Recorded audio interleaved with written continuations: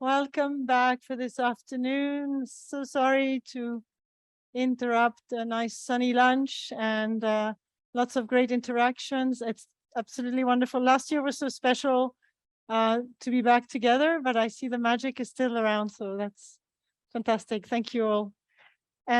Maybe just before I introduce Horst, I want to just abuse this position here to have two small messages. One, two things I would like to single out, or persons. One person I would like to single out here, and it's not a judgment to any of all of you, the others. It's Barbara Veit, who is up there. Can you get up? And Barbara is the one many of you might know from the health and safety courses, and who coordinates all that aspect of our collaboration with the Groupe d'Intervention de Médecine de Montagne. So if you have specific needs or questions around those topics, you can, of course, come to us and we will relay them, but you can also find her directly today. Thank you for being here. And a little message is also that you know that we have a call for the Technogrants, which is open at the moment. And one topic that we are really trying to raise awareness for is to bring the engineering community into the polar world and actually make them interested in the challenges that extreme environments pose for technology and technology developments. And we had a few examples this morning in the talk of Hugh Broughton. So we would be really interested to hear from you in terms of your field work, in terms of your equipment, in terms of the infrastructure you might want to leave a bit longer in the field. If you have specific challenges of battery life, of connectivity, or whatever you would like to talk, we would be very happy to actually collect those.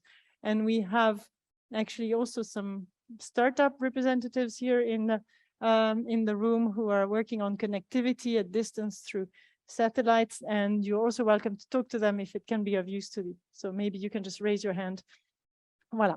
So that's done. And now I would like to introduce Horst for the next part of, for the afternoon part of this Swiss Polar Day, with a real dive into Greenland and science that Switzerland does or collaborates with there. So Horst is a professor at the Department of Geosciences. We have decided it's a plural at the University of Fribourg.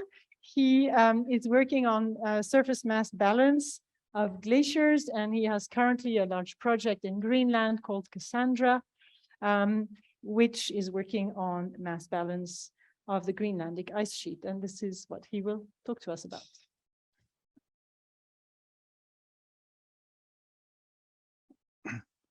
Yes, thank you very much. Thank you very much for the opportunity to speak here and to present the work that we are doing at the University of Fribourg on Greenland mass balance.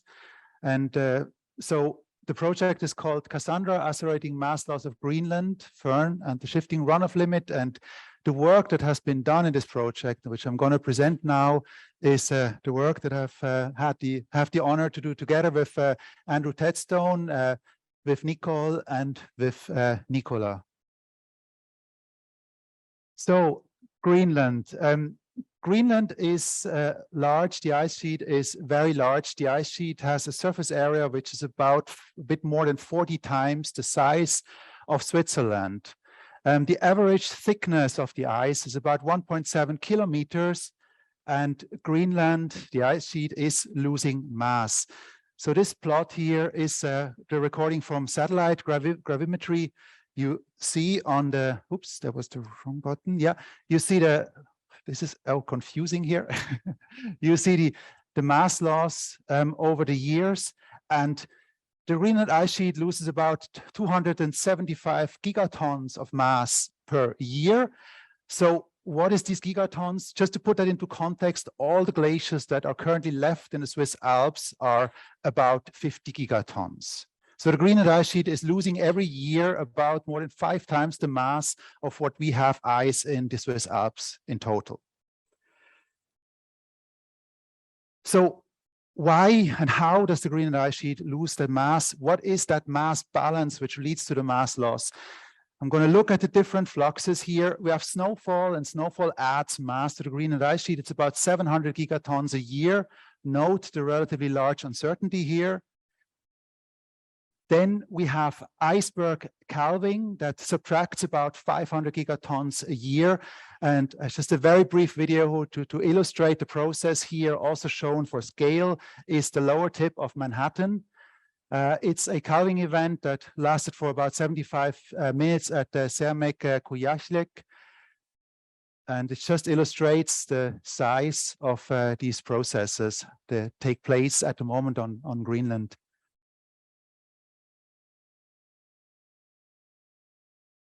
Then meltwater runoff is another process that subtracts a very substantial amount of mass from the Greenland ice sheet. It's about 400 gigatons a year. And meltwater runoff at first doesn't sound so spectacular, but this video should maybe hopefully convince you that this can be an amazing, spectacular process. Here, for comparison now, it's not Manhattan, it is Fribourg. And it's just try to roughly get it right. It's difficult to estimate the sizes.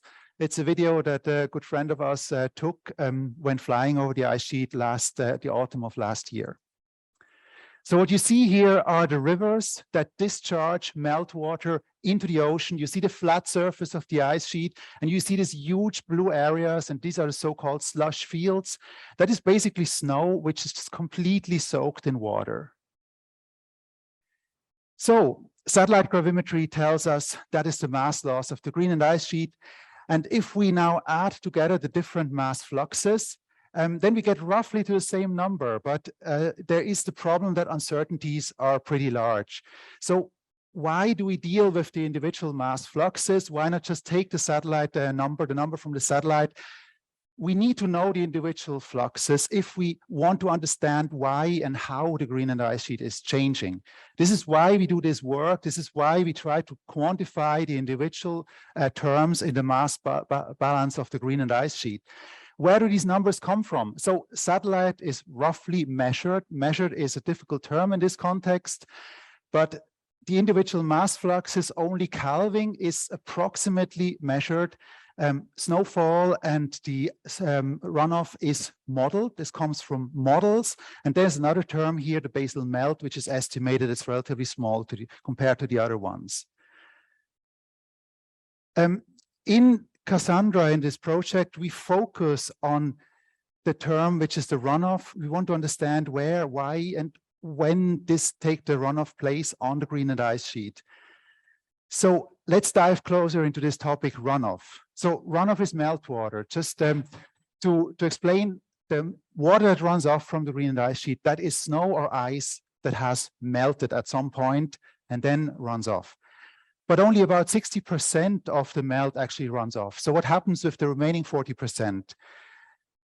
The Greenland ice sheet can be roughly separated into an ablation area, which is here in red. The ablation area is the area where over the course of a year, the amount of snowfall is smaller than the amount of melt. So you have an ice surface, as you see on this spectacular picture from the 1980s, and meltwater runs off in streams along the surface. Then the much larger area of the Greenland ice sheet is the firn area or the accumulation area, here shown in blue. And on the, it's much larger on the surface. This is a picture, a classical picture. I made sure to roughly point the arrow at the right location, but it actually doesn't matter because it looks basically everywhere the same. So if you drill now down into the firn area, you will encounter something different from the ablation area. At the surface, you will have snow from the current year, and then you will encounter firn, and firn that is old snow that has been deposited in previous years, which under the pressure of the overlying layers slowly moves to greater depth and densifies into glacial ice. So firn is very important for this to understand is an open porous material. At about 40 to 100 meter, maybe on Greenland, it's a little bit less, you then encounter the glacier ice.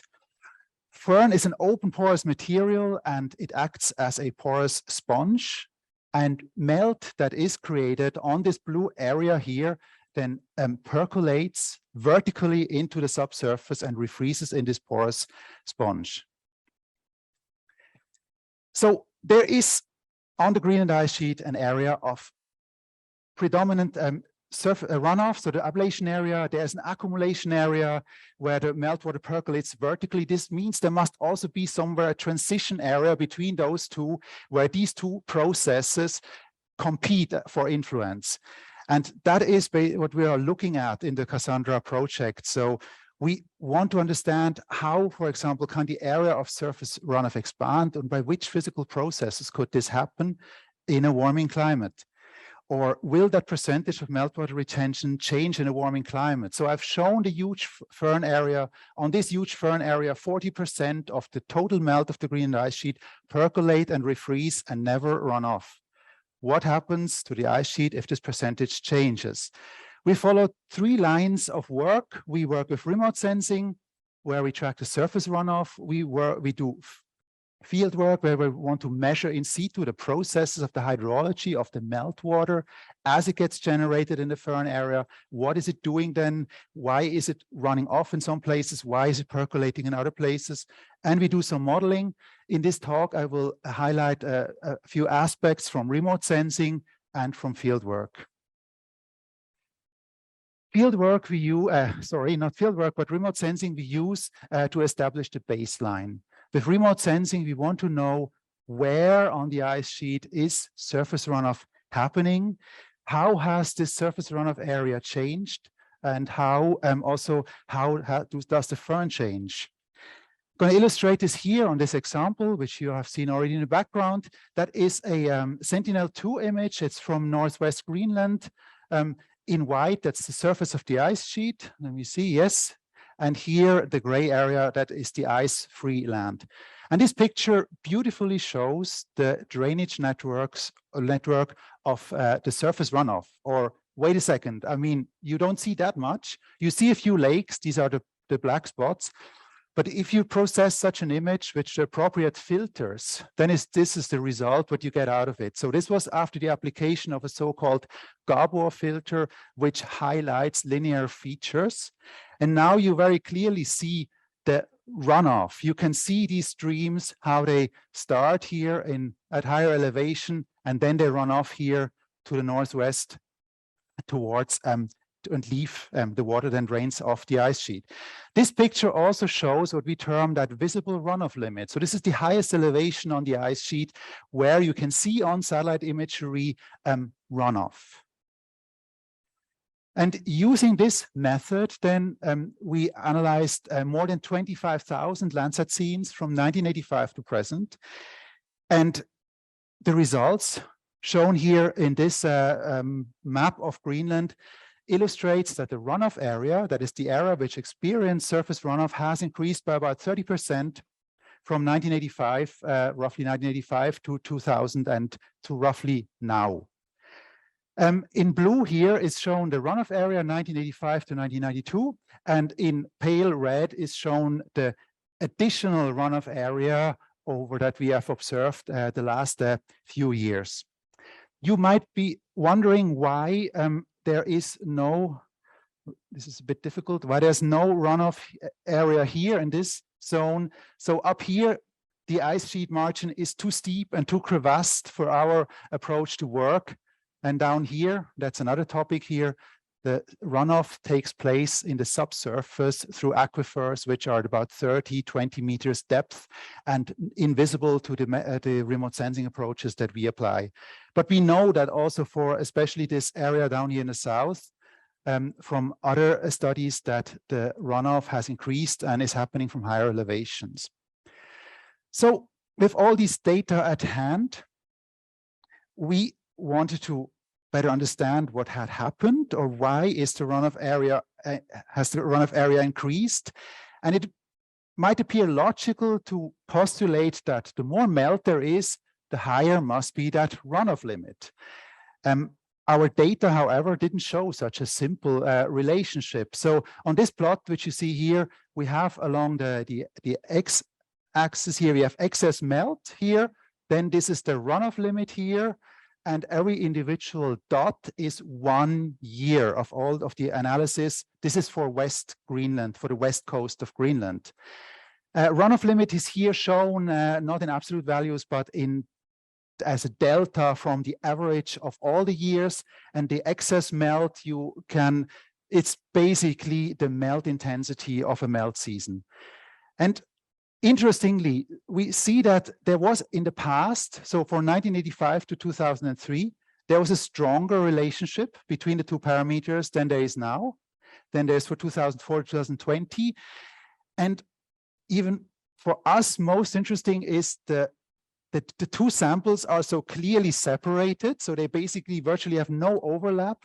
And if you look at the 600 millimeter line, then you can see very clearly that in the past, or let's say if the same amount of melt in the past, the runoff limit was lower, about 120 meters lower than it is now. So this means nowadays you need less melt to get the runoff limit to the same elevation as you need less melt nowadays to get the runoff limit to a substantially higher elevation. So why is this the case? We assume that this has got to do with the changes in the subsurface in the firn. There has been report about changes in the firn. I will shortly explain what kind of changes.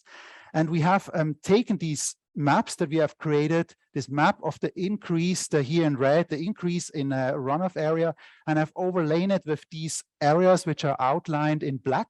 And those are these areas where the firn has been reported to have changed. And it's quite obvious that there is a very good agreement. So what are those firn changes? I said that firn is a porous sponge, but it works a little bit different than that sponge that we use at home for dishwashing. So this is what we typically would expect here. This is a firn core here. Here's the depth. 0 is the surface. And you see this type of barcode pattern between blue. Blue are the ice lenses. This is where the meltwater is stored. And white, this is the firn, which is still porous, which has not been harmed or less harmed by the meltwater. But again, this firn doesn't work, the sponge doesn't work like the kitchen sponge. Once it gets overwhelmed, it is very difficult to get rid of the water again. And this has happened in these areas which are here outlined. And that is a profile which has been drilled in one of in these areas. And you can see that at this, you have this about 5 here, this place 5 meter, they can be up to 10 meter thick, massive ice lens, which we call ice slabs. These are the firn changes, and the areas which are outlined, these are the areas where these ice slabs have recently been mapped. So the idea is obvious that these ice slabs here might influence runoff of meltwater. So if you imagine meltwater forming here at the surface, it has a problem getting through the ice here. It might run off laterally. If you form meltwater, oops, this is really difficult, here, then these ice lenses you see here, that is continuous, and the meltwater will likely percolate to depth and refreeze. So there is, however, debate, justified debate in the community whether these ice slabs really can influence the hydrology that much. And this is one of the reasons why we went to the ice sheet and we did field work. So yeah, this is, so we operate out of Kaingerslusswag. We are a small team of maximum 4 people. We work independently. It means we have all the gear that we need to operate as a mobile team on the surface of the ice sheet. And all of our logistic support is also Greenlandic. And that earned us, you know, in science, it's important to have a lot of publications. One more publication here. We bought our snowmobiles at a local dealer in Sisimiut, and somehow he had the idea to put this picture on the cover of this magazine. It's a Greenlandic magazine that publishes to all sorts of, it's basically about engines, about boats and cars and snowmobiles. Yeah. So we went to Greenland several times. I'm going to highlight here only one field campaign. It's in summer 2020. We went there to the ice sheet because we wanted to study the hydrology of the meltwater on top of these ice slabs. So digging a snow pit in this area to our, not surprise, but we were really happy to find it this way, is quite different from the ordinary snow pit. What you can see here is Nicole digging that snow pit. There's 60 centimeters of snow. Below these 60 centimeters of snow, there's about 10 meters of the ice slab, and underneath follows again some porous fern. The water table in the snow pit is about at 40 centimeters, so it also requires a bit different digging techniques from the ordinary snow pit. But this is what we wanted to look at. We wanted to know, what is this water doing, which is now ponding on top of these ice slabs. We used a series of experiments, one of them being salt dilution.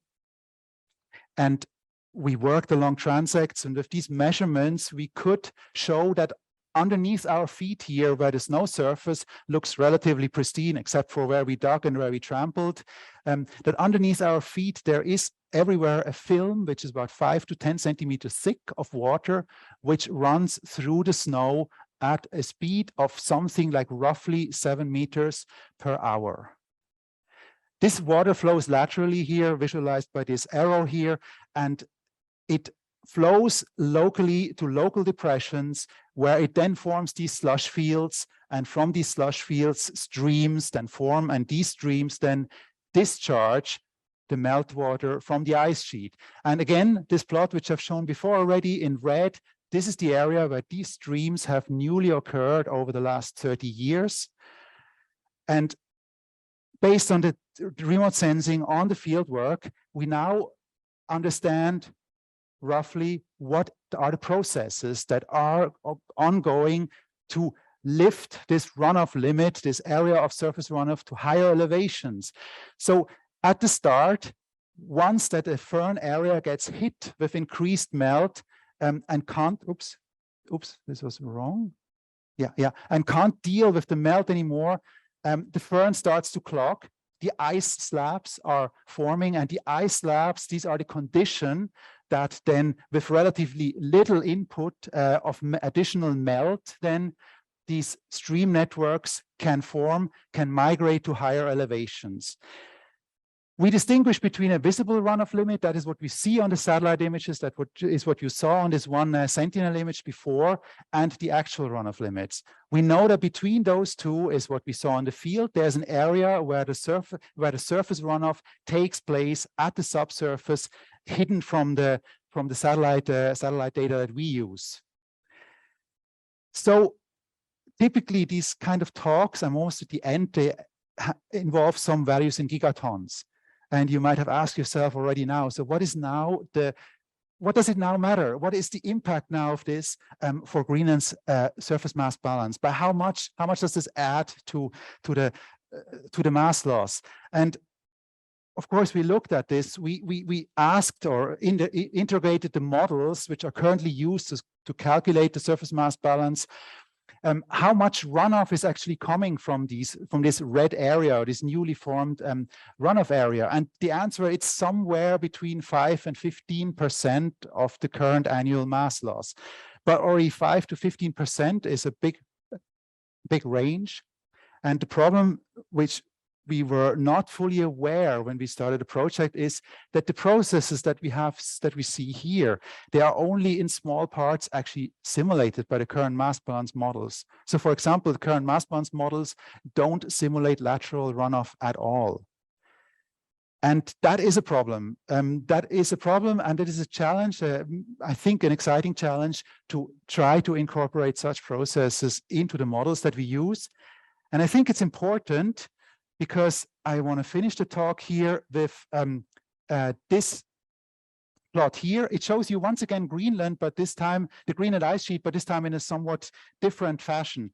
So it shows the surface area here along the x-axis per elevation interval. So it, for example, tells you that between 2,400 and 2,600 meters above the sea level, there is more than 200,000 square kilometers of ice sheet. So you see the ice sheet is very top heavy. The most of the area of the ice sheet is at high elevations. And from all the mapping, the remote sensing mapping, we now know that the average runoff limit is at the moment at about 1,500 meters. And we can now calculate that about 18% of the current ice sheet surface is exposed to surface runoff. And we know that about 82% of the current ice sheet surface does not experience any runoff at all. And I think it is obvious from this plot, if with the ongoing climate change, the runoff limit will increase, we'll see a disproportional increase in the runoff area, and with likely severe impacts on the mass balance, on the mass of the Greenland ice sheet, and eventually sea level rise. And yeah, with this, I'm at the end, and yeah, thank you very much.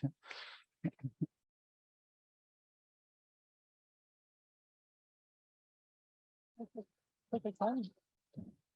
Thank you very much, Horst. And I would like to open the floor for questions, and maybe issue here the wish that we can have many more projects of that size, ERC grants, if not from Brussels, at least from the Swiss National Science Foundation in the next few years. So, Horst, is your question. To speak, okay. So in your mass balance, I didn't see any evaporation term. Now, typically, you also still have a large area on your mass balance, so it's definitely not closing. Is this really something you can totally neglect, evaporation, or could it actually play a large role with the higher temperatures? It could potentially play a role, actually, and I have to admit it's a term which is often neglected, as it was in my talk here. If I'm not mistaken, I think the numbers are something around 20 gigatons, but I'm not sure. And it is a term which is very difficult to measure. So this is probably a reason why it is, typically, We have time, I think, for one last question, if there is. No? Yep. Sure. The variation of the melt level, the melt height with season. You were showing average values then here.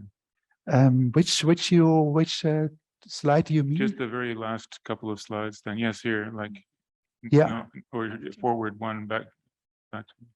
Yeah, you have this average runoff limit of 1480, but if you could talk a bit about how dynamic that is with the season, or even. Yeah, I can talk about it. Yes, I can say, actually, that is an aspect which I have not shown in the talk at all. So we worked with Landsat, and we worked also with MODIS. MODIS is a sensor which is much coarser resolution, but it has the fantastic advantage of you get basically a daily image. And we've seen from MODIS very clear pattern that this runoff limit, let me go back, that the runoff limit in the spring, it rises very quickly, typically, and then, which is interesting and which we want to understand better, it stabilizes quite early before the melt season is actually over. Yeah, I fortunately don't have a plot on this here. And there's an interesting aspect related to this question as well. We've seen in the year 2012 was the worst so far mass balance year for the Greenland ice sheet. And we tried from our MODIS data where we saw that the limit of surface runoff rises quickly, and then it got very early in that extreme melt season, long before melt ended, it got stuck. It was not going up any further. And it got stuck exactly at the location where these ice slabs end, or so the highest point where you still have these ice slabs. So we assume that at higher elevation there were huge amounts of melt, but it all percolated into the firn. And we made then, based on positive degree hours, we made an estimate where the runoff limit would have been in the year 2012 if the ice slabs would have extended further, and it would have risen by another 300 meters. So this is maybe a little bit of a glimpse into the future. So if we have such years become the normal, then runoff limit, like here down there at the K transect, this is the little K here, will not be at 1800 meters anymore. It will be, there will be surface streams up to 2100 meters.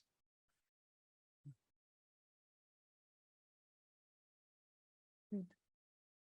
Thank you. Did you have another question? Sorry. I didn't hear. Go ahead. Horst, how did you or other people estimate that 40% of runoff that is retained or percolates into the furnace just from, I mean, yes, from porosity? Where does it come from? It's a big number, no? It comes from the models, and it is a very, very uncertain number. Yes, yeah, it's the best number that we have at the moment, but we hope that maybe our results in the future will help to improve that number. But we have also seen that these surface mass balance models, they have never been validated actually for that area of the runoff limit. They have been validated at the margin where there is ablation stakes, and they have been validated at high elevations where there's a lot of fern cores that have been drilled. And we saw that they really don't get it right, unfortunately, the melt and the runoff. So it's a very uncertain number, which hopefully can be improved. Yeah. Great. So I think we'll stop here. So thank you again, Horst. Very good. So now we will dive out a little bit of Greenland. We'll go straight back afterwards in order to just give you an overview. And Gabriela mentioned this morning how central issues related to international collaboration and facilitating international work is for SPI as a deliverable, but also as an expectation from the community. And there are, of course, many different dimensions to this. Funding is, of course, always appreciated and central, but not only. There are also lots of facilitating elements that can put oil into the system and actually go a long way. And our board last autumn adopted a document to give us guidance on which elements we should sort of focus on in that work of ours. And the first one is obviously where we can to really try through our funding instruments to make funding available for this transnational collaboration. And I don't think I need to go back into the funding instruments. They were mentioned this morning, but all of them have a transnational and international component, obviously. Then SPI is not the SNF. We are not a science funding organization. We're a facilitating and logistics funding organization. And that's where we come in. And of course, there is lots of possibilities for additional collaboration or exchanges and study visits. You know those schemes from the Swiss National Science Foundation, notably, and many others. We also have some specific opportunities that we create in collaboration with other organizations in other countries, or in a particular case now, the Merz Fellowship, which was announced this morning with the Foreign Affairs Ministry in Switzerland. A very specific example, and we'll go back into that later, of a collaboration on elements of maybe more practical, immediate nature, are the Connie Stephan grants, which were, and we hope to continue in the future, elements that enabled collaboration between Swiss and Greenlandic scientists. Beyond that, it's important to provide access or facilitate access where we can. And we have established partnerships. We have upcoming partnerships. Sometimes they are really just door openers. Sometimes they are flag raisers. And sometimes it's really about making collaborations higher and more visible on the agenda, so that we can also raise the interest of other parties to polar science and integrate polar science, for example, in the bilateral collaboration agreements that Switzerland has with many countries in the world. So we try to also play that multiplicator role through these agreements, even though they sometimes don't have a directly relevant role for each and every one of you. We hope that at least indirectly they do. And in that same context, setting framework conditions also means that we need to be in the right networks in order to be able to open the right doors and have the right information to open those doors. And for that, we participate in a number of organizations. And I would like to highlight two of them because they can actually be of direct relevance if you let us know that you are interested in knowing what is happening on the Antarctic Peninsula in the next Antarctic season, who is going there, what is happening around the Spanish base or around a specific area that is of interest in the immediate or further future. We actually have access and exchange this information with partners all over the world in the COMNAP setting. So you can really approach us if you're interested for FARO, which is an organization which facilitates these exchanges for the Arctic research operators.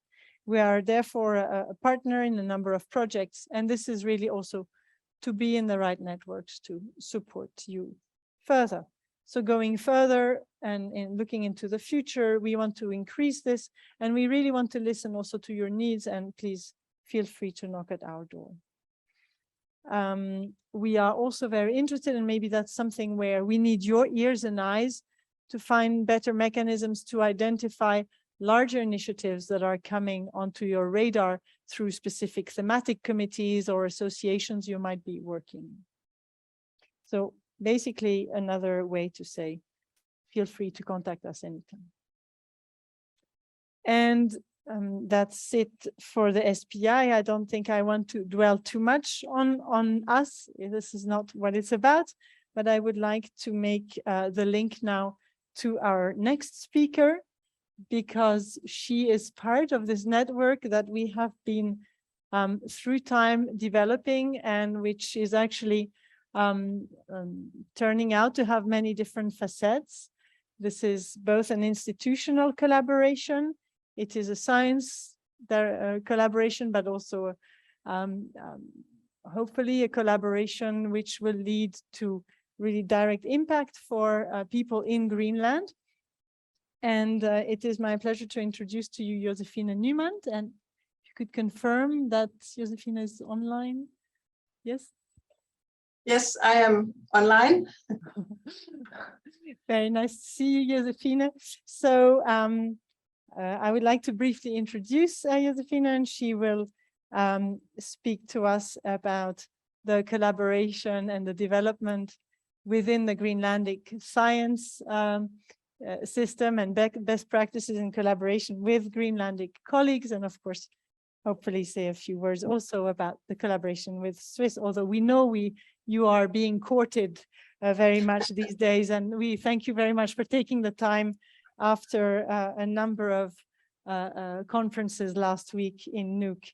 So Josefine, she is the head of the Department of Environment and Minerals at the Greenlandic Institute of Natural Resources. She's also the chair of the Greenlandic Research Council, and we have collaborated from the SPI side with her with those two hats. So Josefine, the floor is yours.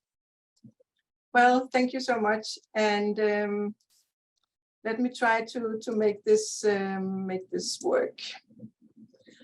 So, and thank you for the invitation. I really appreciate it, the ability or the possibility to be part of this. I would have loved to be online or to be there in person. Of course, it's so much better to be together, but that's not always possible. So I just have to ask if you can see my screen.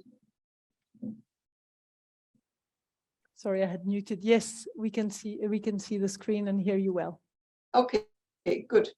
And I will start by saying how much I appreciated the presentations on the different projects that I just witnessed this morning.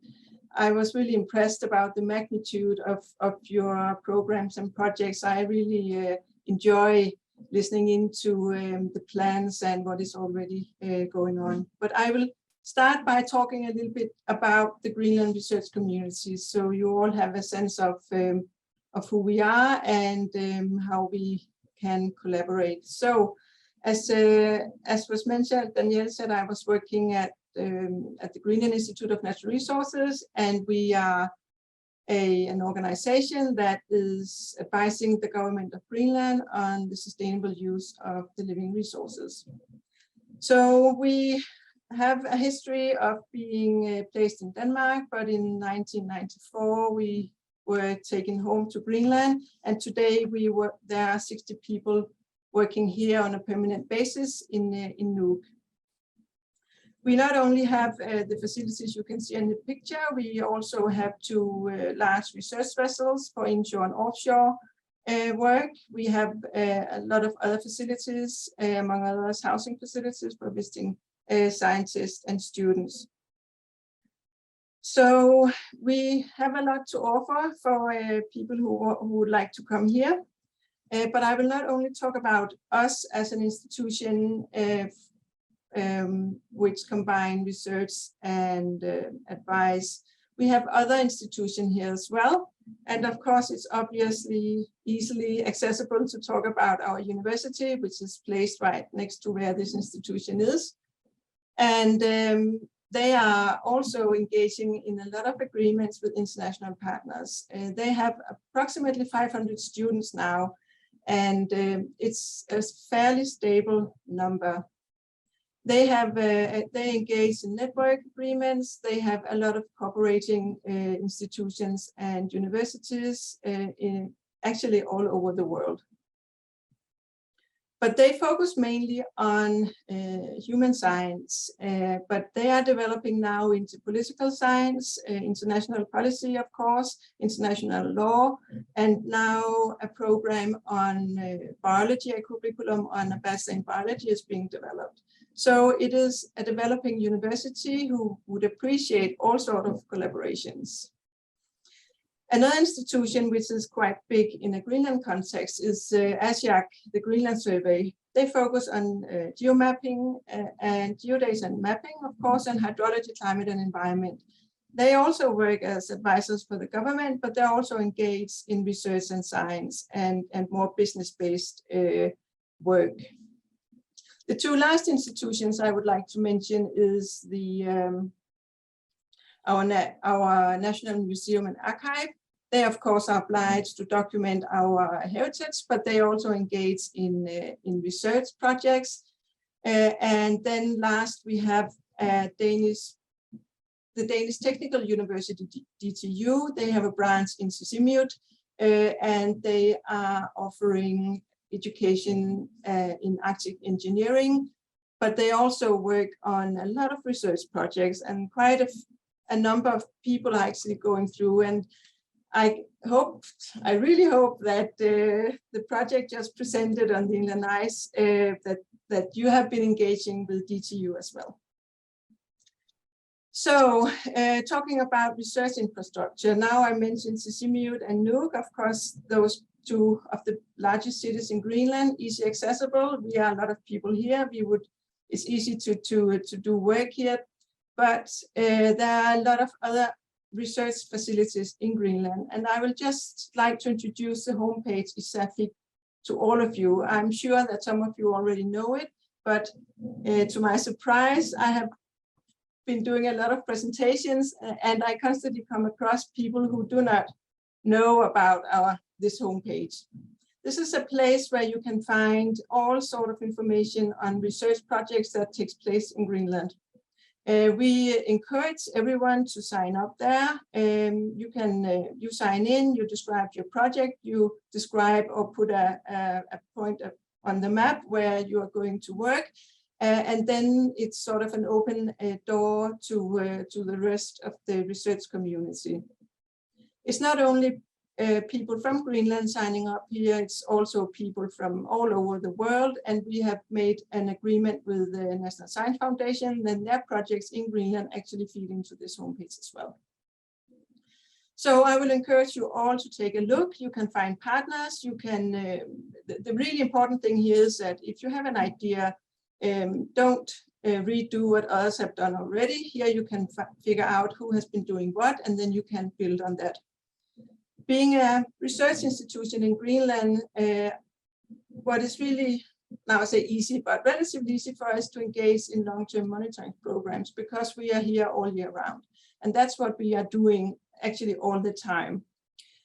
We also do research in relation to that, but we are really putting a lot of effort and energy into our monitoring programs. This makes us a little bit vulnerable because we appreciate and we feed into open access to data and to all information. But that also means that all our monitoring data are available online, more or less. And we really need external partners to appreciate that the data come from somewhere, and that the owners of the data should be somehow acknowledged or maybe offered partnerships in whatever work is building on those data. That is something we talk about a lot because we have experienced not being acknowledged for our monitoring programs. So the next thing is, of course, how can you as an external partner feed into something that goes on in Greenland already? That is something that we would like you to consider, because it makes our interest in your projects so much bigger. So if you know what is going on in Greenland already, then you can reach out to a partner and start develop projects together. And also, what has been mentioned a couple of times is the engagement with local communities. This is becoming increasingly important, and much more awareness has been around this issue. It's not only the research communities, but also local communities in different places in Greenland who can feed into or can ask research questions that maybe a research project can answer to. So making this connection a little bit easier for people from outside. A year ago, a new institution was established in Greenland called the Arctic Hub. And this is actually put on earth to connect scientists and local communities, or scientists to scientists. So I would encourage you to look out on their homepage if you don't know it yet. But this is actually a place where you can get help if you want to connect with someone. And then, of course, the Research Council is also a partner that can advise and help you in a direction if you have some questions, especially on long-term programs or research policy. That's where we can sort of point you in the right direction if you have any questions about the future of a specific topic. So in order for us all, as Danielle also said, to facilitate the collaboration, we need agreements, because then we have a framework that can help connecting and can help also you guys to understand what is it that we really want to do. So what we have done from the Research Council is to engage in an agreement with Iceland recently, and now, as also has been mentioned, with the SPI, we are working on this right now. And what is important for both SPI and us, fortunately we agree on this, is to identify areas of mutual interest. And of course, we would like people to get together and discuss projects. So we will try to facilitate the exchange of researchers. And then, of course, really important for all of us is to share infrastructure, because it's so costly. Greenland is just so big, and that's also why the ISAFIC homepage is so important. We need to share whatever is available. Otherwise, we will never reach our goal. But we are not, I mean, yeah, it's true that a lot of interest in Greenland right now. We have agreements with the National Science Foundation in the US. They have an awful lot of money, and they would like to spend some of that in Greenland. So we are working to become the most important partner for them, because then we can also make a decision on what projects should actually take place. And then we have another agreement or partnership called the Arctic Science Partnership. It's started out by being an agreement between the University of Manitoba in Canada, Aarhus University in Denmark, and the Greenland Institute of Natural Resources. But now it has developed into so much more, because Norway and Germany, Alfred Wegener Institute, the US are also partnering in this. So this has to do with discussing research priorities and to help each other on sharing infrastructure, especially the large research vessels. Then last, I will mention the EU. It was also put on the slide by Danielle. EU is opening an office here in Nuuk in a few months' time, and we are all looking so much forward to that, because one of our challenges, being a relatively small research community, is to have the human resources to be PIs on one of the larger programs in EU. The whole structure and administration is immense. I know you all know that, but for us, it's just really a challenge. So having an office here, we hope that this can aid us in the right direction. Today, Greenland can be the PI, or actually the only applicant on the LIFE program in the EU. That makes us a little bit, it gives us a stronger position, so we can actually engage in, we can define research projects and can apply in the LIFE program. But again, we would love to have partners on this, because it's just better to work together. So I will actually invite you to take a look at the LIFE program, because to my understanding, it's a little bit easier to get funding from there than from the Horizon programs. Even though the money is not as big, it's still a lot of money. So I would like to just show you a few examples on how research can feed into our priorities in Greenland. The increasing temperatures in the ocean, the changing of migration patterns for the large mammals, especially the Arctic whales, what we call the two Arctic whales, the narwhal, the beluga, and the bowheads. Everyone in Greenland knows that the migration patterns for these animals is changing, that they are shifting their distributional area, but having research projects looking into this with the purpose of documenting it and then modeling this. And by modeling it, we can be able to predict maybe, and by being able to predict, we can actually advise the government of Greenland on more specific management plans when it comes to hunting of these animals. So from a purely scientific point of view, someone thought it would be really interesting to look at eDNA on narwhals, for example, but talking with us, we actually managed to make a project that at the same time could feed into our management advice to the government.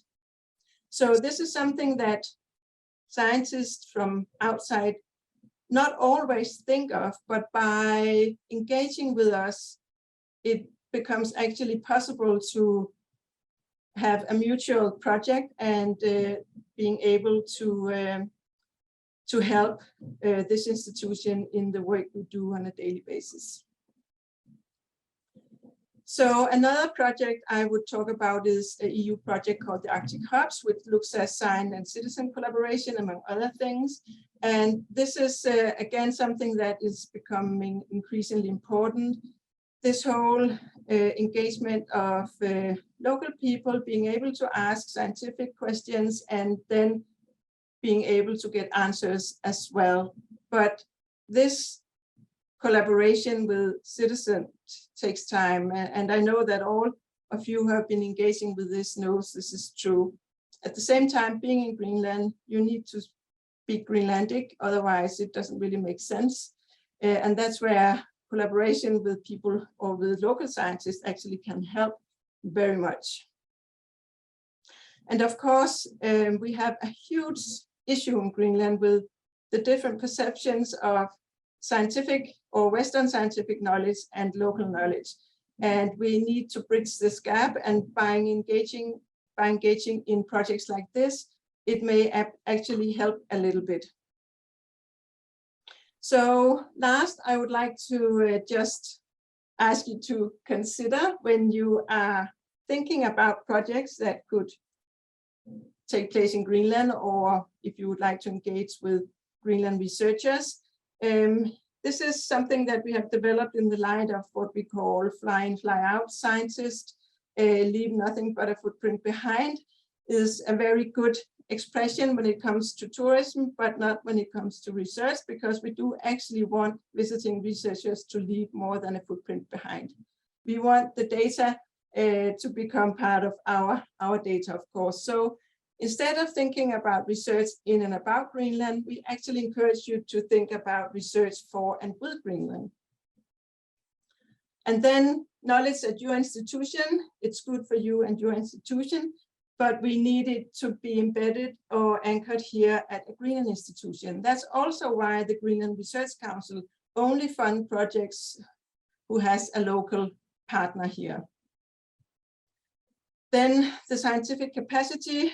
I mentioned that we are 60 people working here, 20 people at ASIAC, and by having more than 300 US scientists visiting Greenland annually, it makes us look very small. And for improving that, we just need to strengthen our institutions when it comes to scientific capacity. And by visiting us and spending time here, it actually improves this a lot. So collaboration from local communities and with local scientists, it has to be better. We can do better, especially if you reach out to us before you start developing your projects or in the early stage of a project. We would love to be asked to partner up or be asked for inputs or whatever to whatever you would like to develop. It was quite obvious on some of the, well, at least one of the flagship projects, that by coming here and presenting the ideas and the project, it could actually sort of adjust the program to fit better with reality. And this is something that we can do because we know the areas and we know people who know something there. So it is for the benefit of not only Greenland, but also for US visiting scientists. So about the overview of research, knowing who is doing what, and that's where something like the SAFIC homepage come in play. We have not an official overview of what is going on in Greenland, and this is partly because there's no official or obligation to report. But we do really ask you to help improve this by communicate a little bit more and engage with local research communities. Like working out of Sisimiut, I mean, you can maybe feed into the curriculum or do some presentation at the DTU Arctic education. So there are a lot of ways of coming around this, that visiting scientists are only here for a shorter period of time, but by planning and knowing, then I think we can actually move a lot forward. So most importantly, I would like you to think about to make space and time for this interaction between US visiting scientists and us as local scientists, and also with local communities, because for developing projects and discussing results, we need to be together on this. And it takes time. And I know that NSF, for example, as a funding institution, you can actually apply for money for visits before and after you have done your research. So it's becoming part of the funding mechanism now, which I really appreciate. And I think that it will be more and more obvious to all funding agencies that this is the only way forward. So I think I will stop for now and just say thank you for listening to me. Thank you very much. Thank you very much. I would like to open the floor for questions. I think Josefina made some really important points, both really practical in terms of avenues to be explored at different levels and different times of the preparation of a project, but also made a really compelling case for the fact that international collaboration is not a zero-sum game. It's not because you give more and you share more that you lose. And I think that's the whole point of it. So I would like to open the floor and someone can take the first question.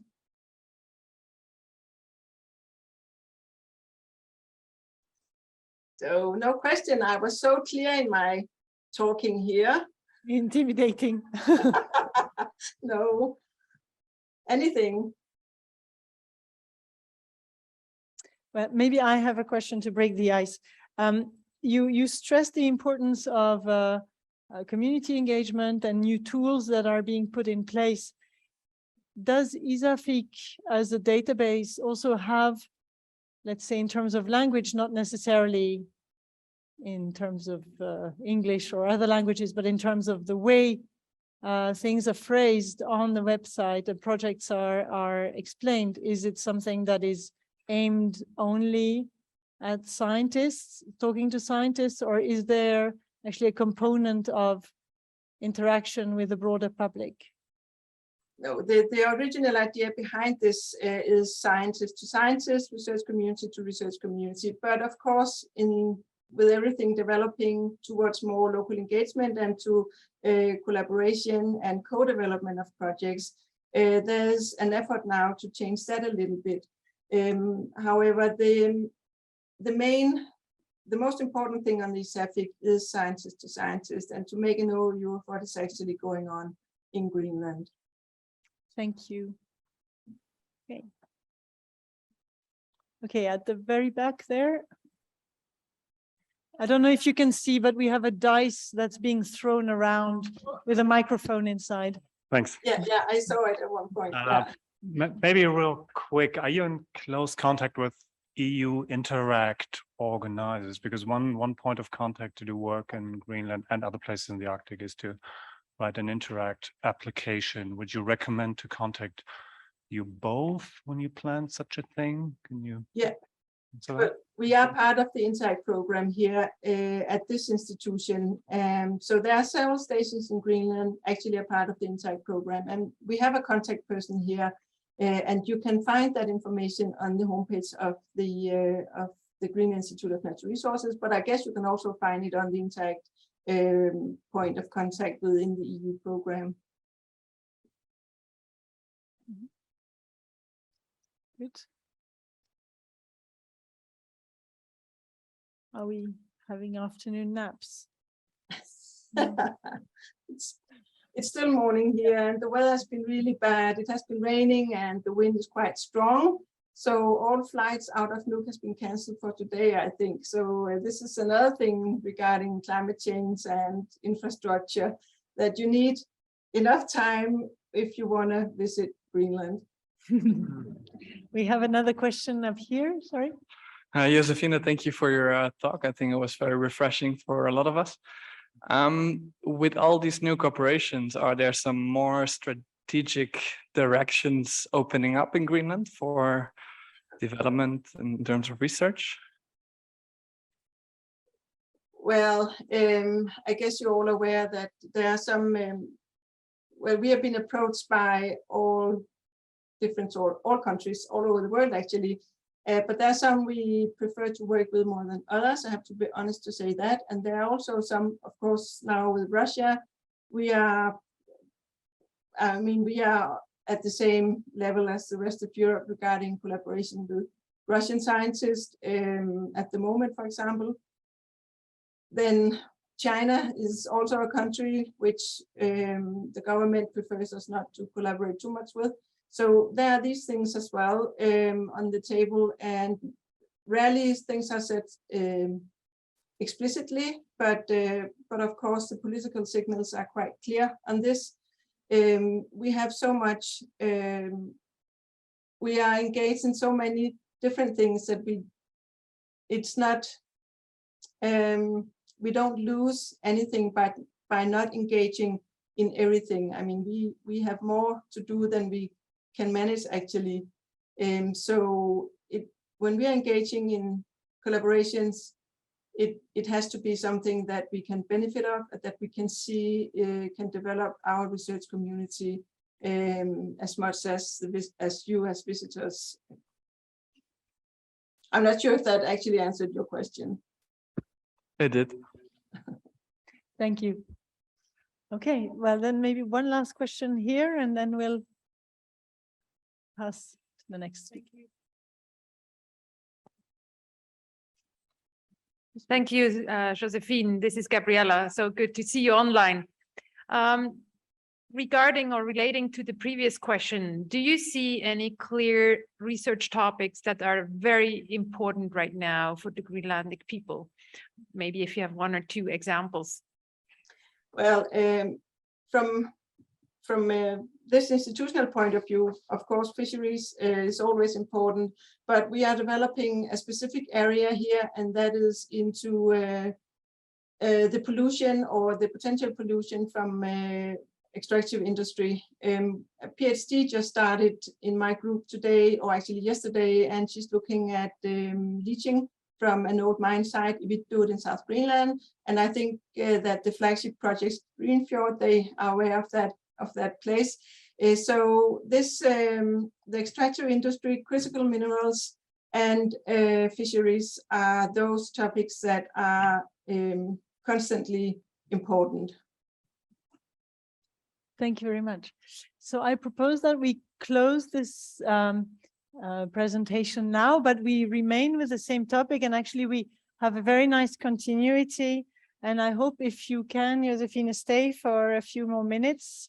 You might enjoy the presentation by Jörg, which is the first steps of a concrete collaboration that actually stems out of a workshop that we organized jointly with the Greenland Research Council in Nuuk. And you see here the group in March this year. And as an outcome, two concrete projects were selected. I know there are some people in the audience who are involved in the other project who will present later, but they will talk about something else, but maybe they can mention the word when they are speaking in the open forum, and they can be identified if someone has questions. And this is something that we thought was really a best practice, at least from an institutional point of view, how to bring people together. And two projects, as I said, came out of it. And I'm very glad that you are in the one with a name that one can pronounce. And it's the Greenland Switzerland Avalanche Collaboration Project. And so we look forward to your talk on why this is relevant and what Switzerland and Greenland can collaborate on. Okay, well, thank you very much, Danielle. And it's really a pleasure to follow Josephine, and many of the things she said, I think the SBI facilitated. She mentioned identify mutual interests, organize workshops to develop projects, and facilitate exchange of researchers. And that's exactly what we plan to do. So there's not much to report by now because the project only starts in November. So as Danielle said, I mean, the idea was to discuss and find some topics of mutual interest in the subject of natural hazards. And one part is avalanches, and the other part is more landslides and more the dirty stuff, let's say. And yes, I mean, our partners in Greenland convinced us that they do have some avalanche problems, maybe not always as imminent as in the Alps, but you also see some infrastructure here that might be endangered. They do have occasionally accidents. I mean, there's no such avalanche statistics as in the Alps, but they do have incidents. They also had incidents in the past, not really related to modern tourism. Typical slab avalanche. Most of the pictures we see here are related to drifting snow, I think, and what they told us, it's really a very dynamic snowpack. And involved in the project are actually Alexandra Messerle from ASIAC Greenland Survey, what we just heard from Josephine, then Ayu Simonsen from the Greenland Climate Research Center, and Marco Marcer from Arctic DTU in Sisimiut. And yeah, of course, in Nuuk, there is a local snowmobile club, and they kind of they had occasional incidents. They started out with some avalanche training, and it would probably be a good idea. The local people thought if also there would be some avalanche information available. Further north in Sisimiut, they started last winter with some snow and avalanche information. They also did some profiles. Interestingly, there was also some story that when they took a profile, 3 days later, the snowpack was gone because there is so much wind. So that kind of also shows the value then of these kind of snow profiles. And finally, discussing with IU, for example, it seems there have also been some incidents in some of the villages. As you can see here, probably up, whoops, yeah, maybe somewhere up here. And she mentioned that there were some foundations in the villages and no house on, and asking her mother that was due to an avalanche incident.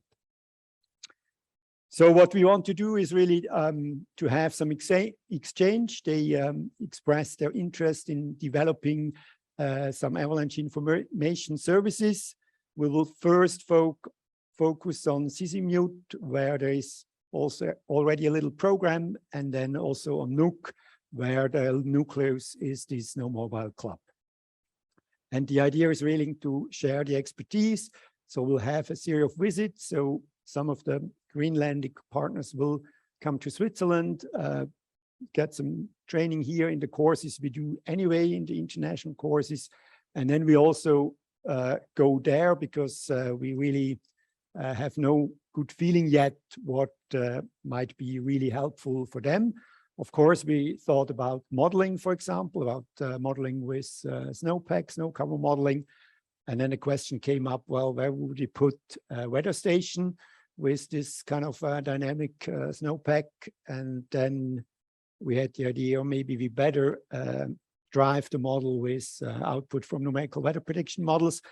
And then they said, whoa, the weather forecasts you can't really use. So we'll see how that will develop. And certainly some mapping would also be nice. You may know that we have some really cool maps on white risk, and that could maybe be helpful for also for the tourism. And given if we have a good DTM, that shouldn't be a big issue. So that's what we planned for. It's an 18-month project, very small thing, but I think in the nice spirit Josephine just outlined.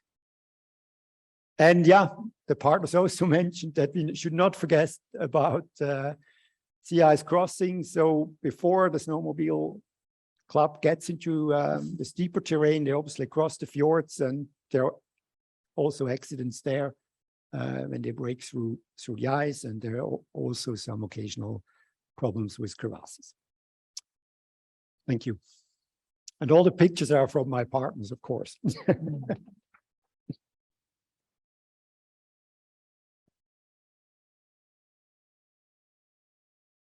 Thank you very much, Jörg. And I would like to open the floor for questions if anybody has on this project and in this collaboration, or Josefina, if you want to intervene, you're welcome.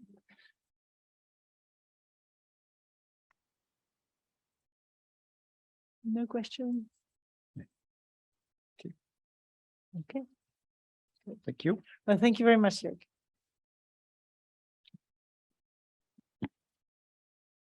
All right. Martin, you have the hard task of waking this room up. We will dive back slightly in time. And last year, for those who were present, we had a small talk, or actually a keynote about de Kervin and his crossing of the ice cap from a social science and an historical perspective. And we were really happy that a few weeks before, I think, we had been contacted by you, Martin. Martin is an economist, and he lives in Switzerland and is a passionate mountain person, if I can summarize it like that. Because he was working on a project for the very first translation out of German of the book of de Kervin's crossing of the Greenland ice cap. This had never been done for public use. We thought that it's a great shame that only German speakers can actually find out more about de Kervin. And this book is now a physical, in physical existence, let's say, and we can hear a bit from Martin about how this book came about and what we can maybe hear in the context of today about De Kerven. Thank you. Can you hear me? Good. Well, Daniel, thank you for the introduction, and thank you to the Swiss Polar Institute and also the Swiss Committee for Polar and High Altitude Research for supporting the book, which otherwise would never have appeared in this format at all. Yes, it's exactly 110 years and 1 month since the Swiss expedition completed its traverse of Greenland, which was the first one from west to east. They went from the Ekip Samja through to Angmarsalik, as it was then called. And I must admit that 10 years ago, I was like everyone, almost everyone else outside Switzerland, even the polar community. And I had never heard of the Swiss expedition to Greenland or what it achieved. But in the 2000s, I did do some ski touring on the Claridenfjärden, which I'm sure most of you have probably skied on or investigated, which is a small glacier in the Glarus Alps south of Zurich. When I Googled the Claridenfjärden, I discovered that actually it has the longest series of data of any glacier in the world, because a group from Zurich started surveying it and taking precise measurements in 1914. It was fortunate that Switzerland was neutral in that year, so it was possible to carry on the investigation. So the survey was started by Alfred de Kerven, and the Wikipedia article will also tell you that he was in Greenland twice, in 1909 and 1912. So the first time he attempted a crossing, but they were pulling their sledges by hand, just two of them, and they didn't get very far through the through the coastal zone. The second time they trained to drive dog sleds, and they succeeded. So I knew there was a German version of his book, but I didn't know that that there was any translation. But the next thing that happened was an exhibition at the Swiss National Museum. The polar bear, by the way, has nothing to do with the subject, as the expedition met none of them. And but it's sort of obligatory to have one at a Greenland exhibition, I guess. And through the exhibition, I found out that de Kerven's daughter, Elizabeth de Kerven, who was a naturalized Canadian citizen, she actually translated the book in the 1980s for her children, because they no longer read German, being Canadians, and she thought they should understand what their grandfather had achieved. And the next thing was that the family were very supportive and basically told me to find a publisher. And extraordinarily, it was anyone who has published a book will be amazed to hear this, but it was very easy to find a publisher. We then had an interesting problem, because the expedition had a number of excellent photographers, and they had all the latest kit. This is extraordinary for 1912, but they were taking color pictures. And on the left is one of these original true color pictures. This is a bit of a digression, but they used a French process called autochrome. When they actually published their book, though, and they went around Switzerland later showing slides, Dia-Vorträge, they actually found the color pictures not really compelling. So what they did was get somebody to hand color their black and white pictures, which is the result you see on the right. The lady is in fact the daughter of the Greenlander who taught them how to drive dogs in 1 month, which I think itself was an extraordinary achievement. Most people who knew how to drive dogs thought that with that level of knowledge, they would die. Anyway, so here is the book. Thanks to the support from the SPI and the Committee for Polar and High Altitude Research, we did get it out in time for the 110th anniversary. This wasn't my decision. The commissioning editor at McGill Queen's decided to call it the Remarkable Swiss Scientific Expedition of 1912, which I thought was sort of rather dangerous because, you know, if you say something's remarkable, this sort of invites skepticism and questions. But indeed, I think they were quite remarkable. First of all, they survived. If you look at other expeditions around their time, you know, almost nobody got across Greenland without losing either a person or fingers or getting very hungry or falling in a crevasse.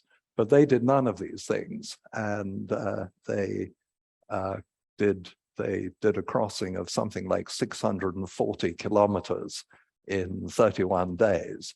But even that is not really their greatest achievement. It was entirely a scientific expedition, and they left an extraordinary legacy of scientific results. Alfred de Quervain died at the age of 47, but in that short life, he set up, he was actually the #2 in the Swiss weather forecasting service.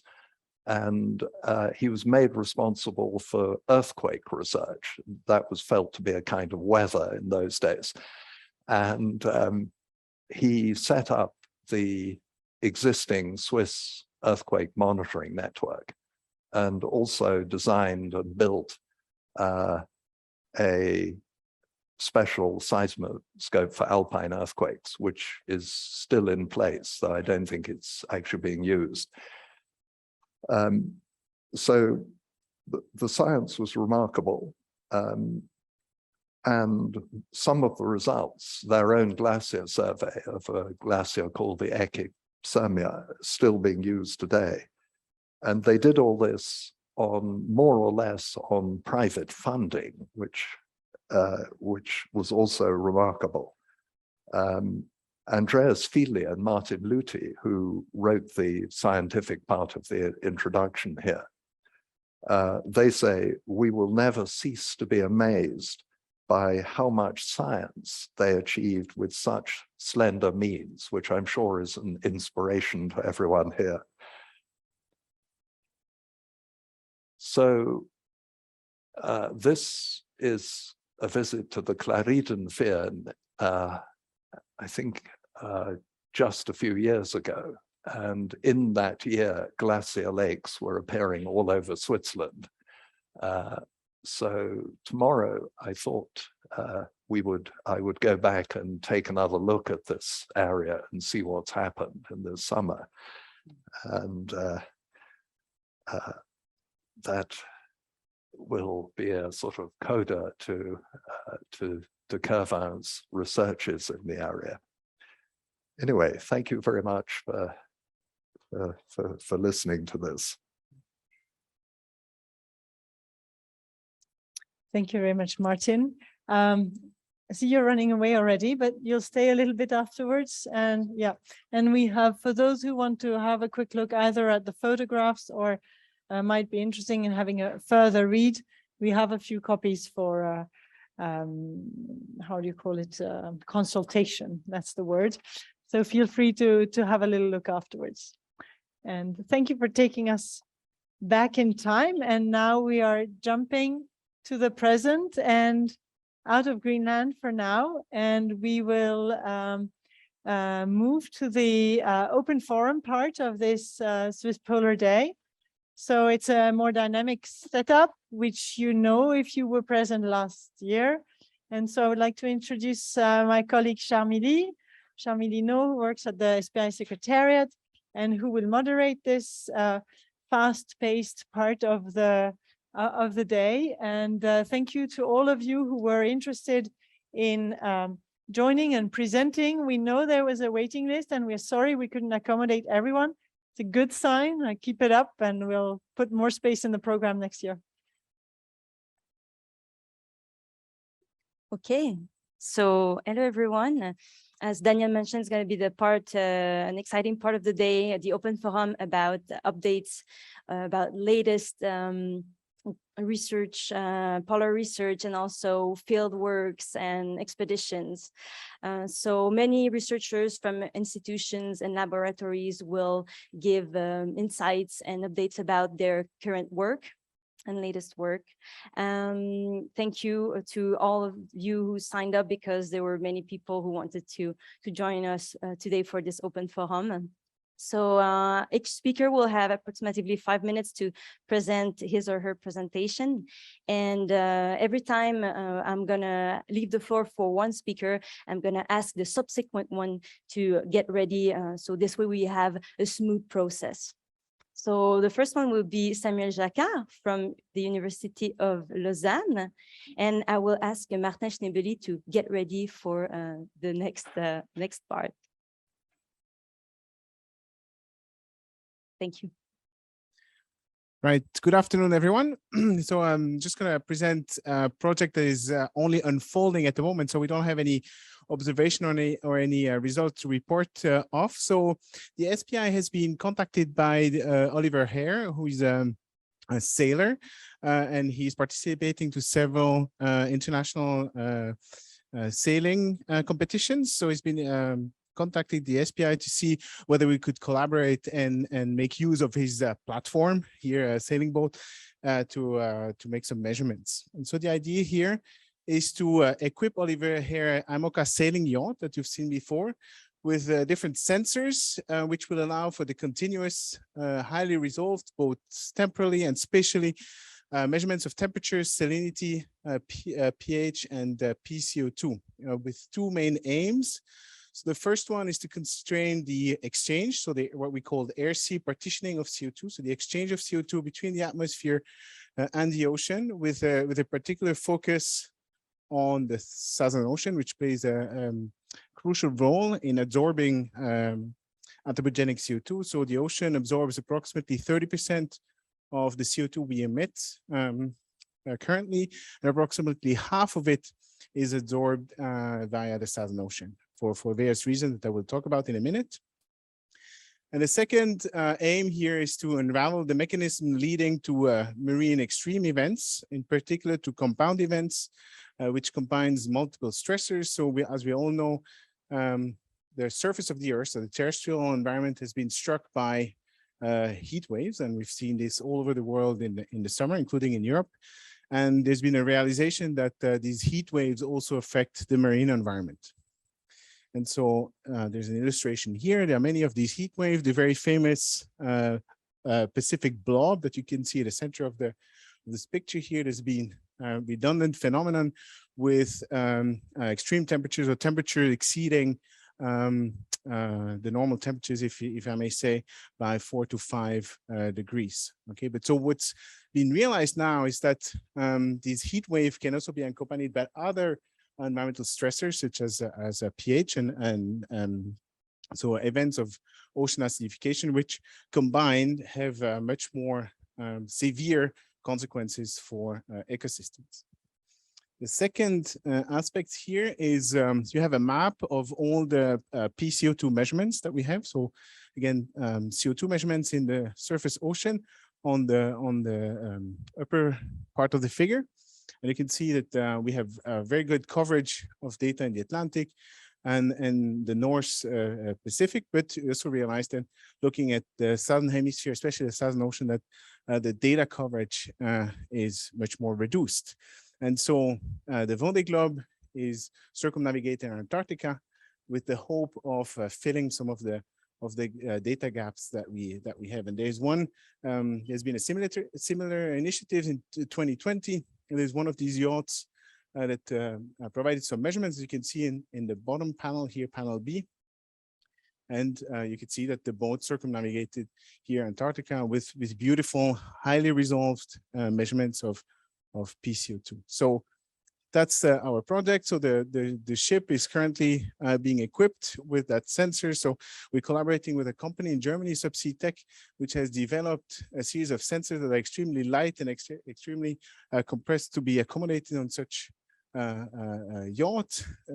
As you know, they're really aware of any additional grams that we may add to the ship. So adding another few kilograms to accommodate that research vessel, that research project is extremely valuable. And I hope that I'll be able to report some of our first measurements in the coming years. Thank you very much. Thank you. And then I will leave the floor to Martin Schneebeni from BSL, and I will ask Laurel Thomas-Arrigo and Maureen Lebar to get ready, please. So my short presentation is about the results from the Mosaic expedition. And I think it shows the potential of this expedition. The data, all data will be free from January 23, so very soon. And I think it's really exceptional that because we could use many instruments on Polarstern during 1 year, we could use instruments which you can't use normally on such expeditions as a X-ray tomography.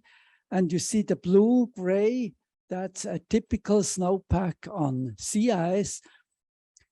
And we could do a few hundred of these snowpack images. From these images, we can calculate not only geometric properties, we can also calculate directly thermal conductivity. And as you know, snow is a very good insulator. So we could produce a few hundred data points of thermal conductivity on sea ice and now also calculate the thermal resistance. And that will give us a very new and much more complete image. How is sea ice insulated and how will sea ice freeze? Now, it's also, for me at least, fascinating that with these measurements, we can now really show that thermal conductivity was a lot underestimated from previous measurements, which could not use such a technique. And I think that's quite useful to bring these results then also in the modeling community. Thank you.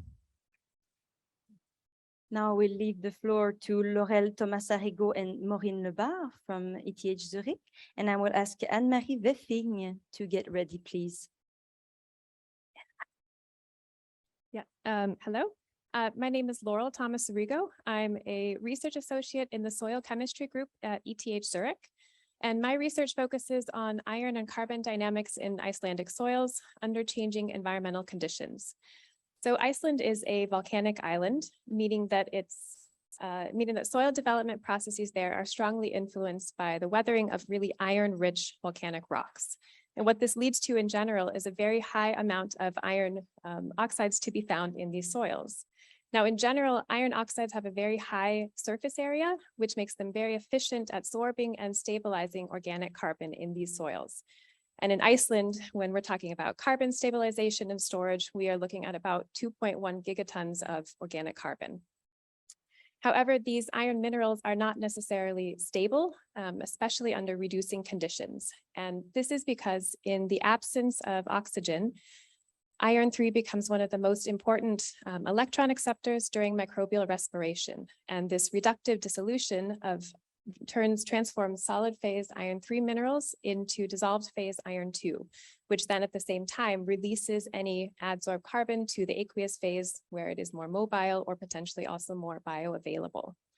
Now, considering that climate models are predicting increasing temperatures in soils, increasing permafrost thaw and increasing or changes in evapotranspiration, we think that the soils are going to be affected by changing hydrologic regimes. And so the aim of our research is to explore the nature of these mineral organic associations and also to begin to understand iron and carbon cycling in these soils under changing environmental conditions.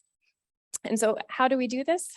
First, we go to the field and we collect different kinds of examples of these iron and mineral organic associations for characterization. And here specifically, we're really interested in what kinds of iron minerals are present and how much carbon is associated to which iron mineral. We also take back some of the soils that we collect to do soil incubation experiments in our laboratory. And so here we're looking at things like the effect of temperature, or changing temperature and the presence or absence of oxygen. And we measure how much iron reduction is going on and link that to the amount of either carbon dioxide or methane that is being produced in these systems. And overall, what we found so far is that we have very strong evidence for iron and carbon cycling, coupled cycling in these soils. And that what we really see is that it's during this transition period between wet conditions to dry conditions or dry conditions to wet conditions that are really, that's when we really see the strong destabilization of this mineral associated organic carbon. The next steps that we have planned for this research will be to go again back to Iceland to take some more soil samples and to also do some in situ experiments to see if basically can validate that what we see in the laboratory is actually happening in these soils. So with that, I'll pass it to Maureen. Thanks. Hello, I am Maureen Lebars, a postdoc also in the soil chemistry group in Zurich. And my project focuses on mercury biogeochemistry in the same iron and carbon rich soil from Iceland. So why do we study mercury? First, the mercury that is emitted, for example, at mid-latitude by coal combustion is emitted to the atmosphere and then transported to the Arctic. And then in the Arctic, because of low temperature and low microbial activity in the soils are rich in organic matter, and mercury has a high affinity for organic matter. So that's why in Arctic soil, there are high mercury concentration. Even though there is no local emissions. And if some other part of the Arctic have been studied for mercury, Iceland have been overlooked so far. So we first focused on mercury distribution in soil. And for that, we characterize a large set of field samples, and we measure mercury concentration and also other soil parameters to try to make some correlation and to better predict mercury concentration in soils and also estimate a mercury budget in Iceland. And as Laurel said, Icelandic soil are affected by redox cycles, and this has a significant impact for mercury cycle. For example, mercury is transformed to methyl mercury under reducing condition. And methyl mercury is a highly potent neurotoxin that is bioaccumulated in the food chain that can reach humans via fish consumption. And this transformation is performed by microorganisms like iron-reducing microbes or sulfate-reducing microbes. So to study this transformation, we take the soils from the field to the lab and make lab soil incubation under controlled condition to follow the mercury transformation together with the iron, sulfur, and carbon transformation. The idea is to try to link the mercury transformation with this other cycle.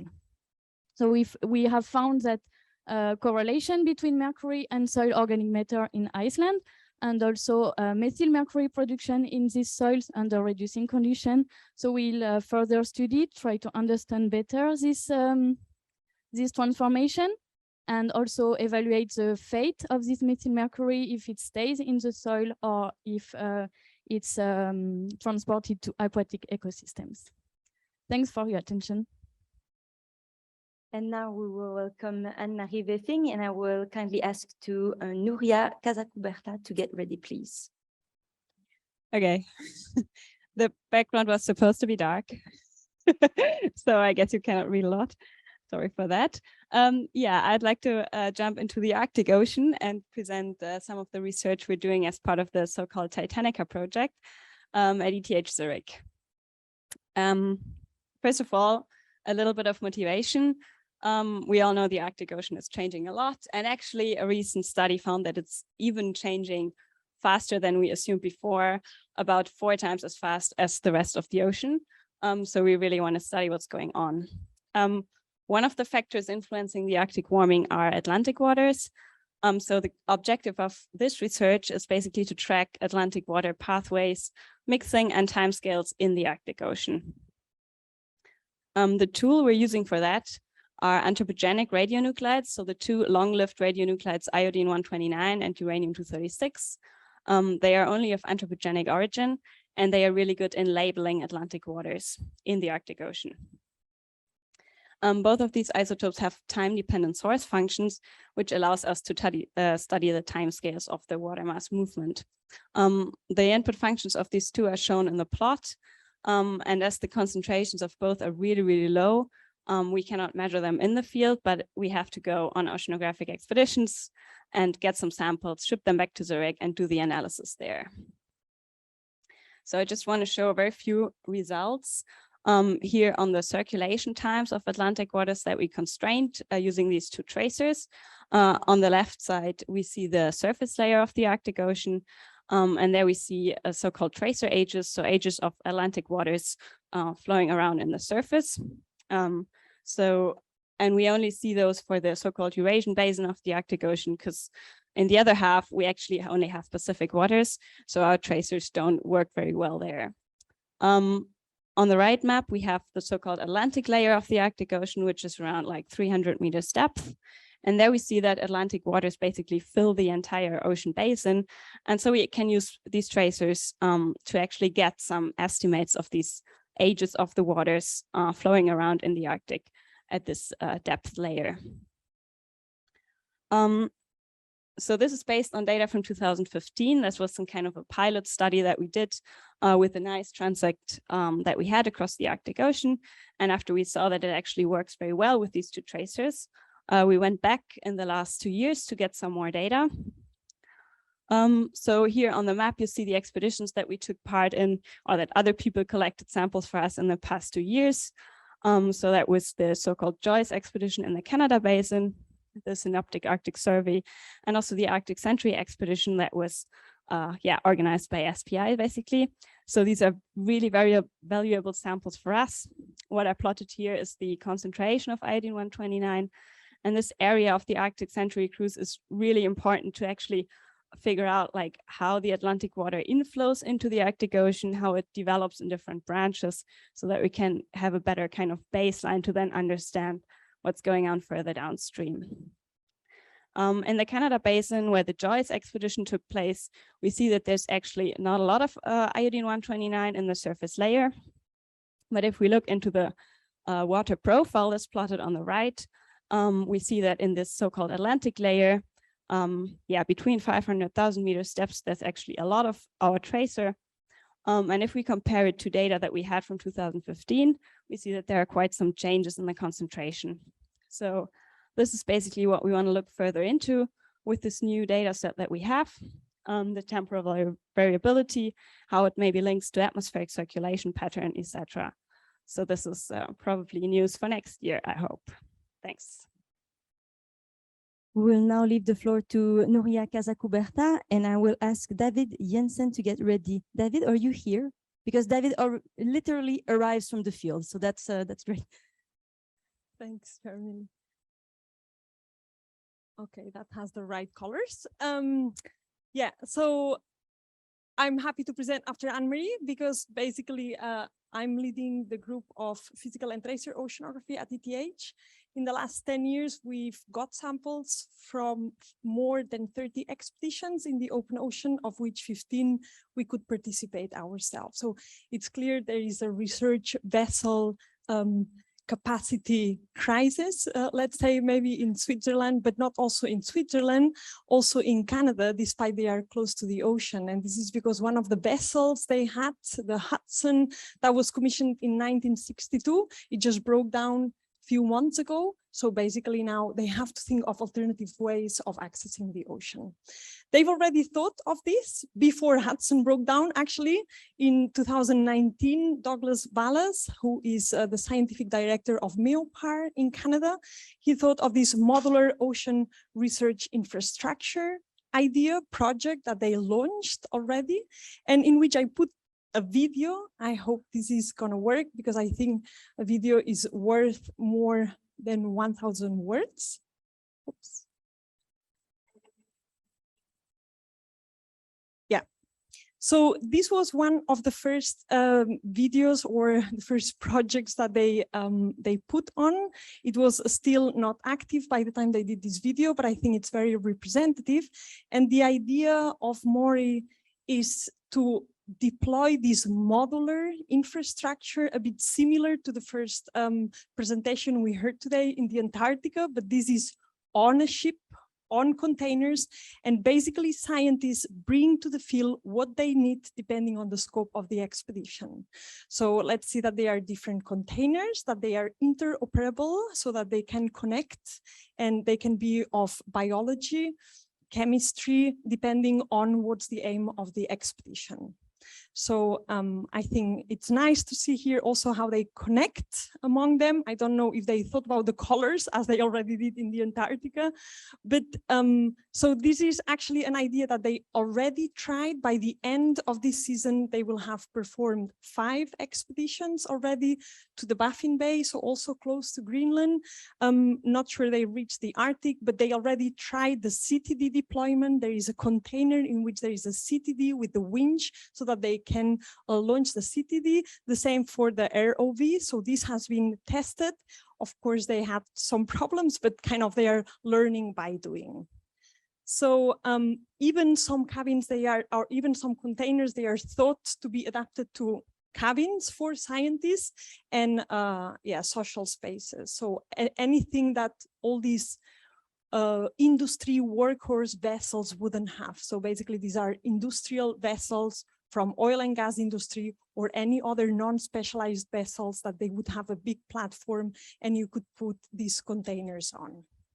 So I think the Canadians, what they learned of this, sorry, this is done. So in these 3 years, so Douglas Wallace contacted me and said, is this something that could also be an idea for Switzerland? Because certainly they've learned a lot and they gained lots of strength. So one thing is that they don't need to maintain specialized vessels. They might have other problems, but not this one.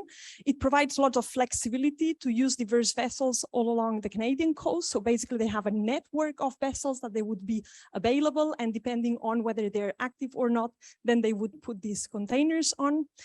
It democratizes the access to the sea, this is probably something that we also need here in Switzerland. It's cheaper than a scientific vessel. So in Canadian dollars would be 25,000 Canadian dollars per day plus fuel. At this moment feels a bit expensive, but that's cheaper than maintaining a normal research vessel. It creates lots of synergies with private sector and of course new possibilities for international collaboration beyond Canada. So what about Switzerland? I mean, this is the first time I'm presenting here and I'm the voice of Doug Wallace. So this is not my project, it's his project, but I think this is maybe you're the right audience to present this. I think what Doug was asking in his call was whether in Switzerland we could also gather together industry engineers, as we said, to kind of think of this idea and develop it, customize the containers and make them complementary and interoperable to the Canadian one. So we don't need to repeat the same. We need to add into what they have in Canada so that we could collaborate together. Of course, this to Switzerland would bring lots of ability to use specialized infrastructure worldwide and would also open this collaboration with the Canadians. So with this, basically what I'm saying is I'm informing you what's about. If someone has ideas and interests, please contact me and then we'll try to figure out how to proceed. Thanks. We now welcome David Jensen from EAVAG, and I will ask Guillaume Jouvet, please, to get ready. Thank you, everyone, for the opportunity to present this research. As Sharmili said, I've just landed from Greenland a few hours ago, so I apologize to most of the speakers that I've missed your talks, especially Josephine. So to introduce the project that I'm just back from, I was studying rivers in southern Greenland, looking at heavy metal distributions. And based on the natural geology of Greenland, there's strong enrichments of heavy metals. Is there a point? Yeah, super. Okay, there's strong enrichments of heavy metals. So all these yellow triangles, those are precious metals like gold, platinum, palladium. In red, you have things like copper, zinc, lead. And then the stars here, those are uranium. So distributed throughout much of Greenland, and especially some of the fjords of the south, there's strong enrichments of these metals. And because of this, there's interest in extraction. There has been some historic extraction. There's current ongoing extraction.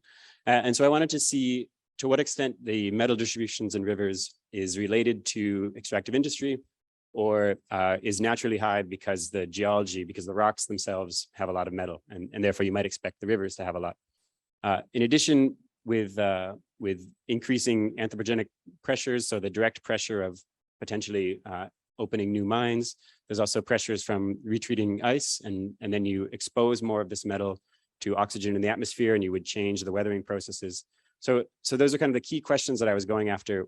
To what extent the metal distributions are elevated because of natural enrichments, and then how that might change in the future. And this was an SPI funded project. That was an exploratory project, so a rather short-term project, but I'd like to try to work this into something larger. So certainly answering these questions is not something that I will be able to do at the moment, but this is kind of the key motivation for what I was up to. Maybe what I can tell you more about now is the logistics of what was done. So everything was done by small boat. So this open boat that seated about 4 or 5 people plus the driver. And we based ourselves out of Nanortalik here, out of Ilulissat, and then out of Qaqortoq, which is off the map down here.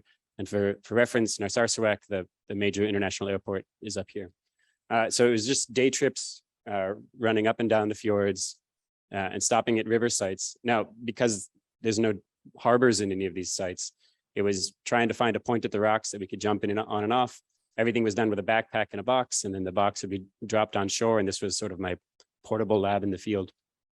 And I can say I'm maybe pleasantly surprised how well it all worked out. So in about 2 weeks of sampling, 3 weeks total, we were able to reach 45 different rivers and collect samples covering a range of environments, including current mining sites, former mining sites, and sites that are planned for future mines in the coming years, as well as direct drainage from proglacial rivers and more surface water, and where there's higher metal and less metal. So I'd be happy to talk to anybody about some of the logistics that we were able to do. It seems that there's a lot of interesting Greenland work presented here, and thanks for your attention. Okay, so we'll leave the floor to Guillaume Jouvet from the University of Lausanne, and I will ask Lisa Brodeur to get ready, please. Thank you very much, and hello everyone. I'm happy to present you some project. Oh, things are okay. Things are not cropped. Okay, it's okay.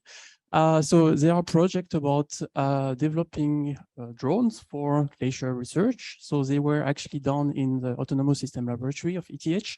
So I must say myself that I'm not a robotic scientist, I'm a glaciologist, but I'm what we can say a drone enthusiast. And then I got to know a very good team at the Autonomous System Laboratory, which are like to develop drones for doing some crazy thing. And they like to do, especially they like to have some challenge. And I was a person who was bringing some challenge, but I must say that most of the work that was made by all those a bench of PhDs and postdoc.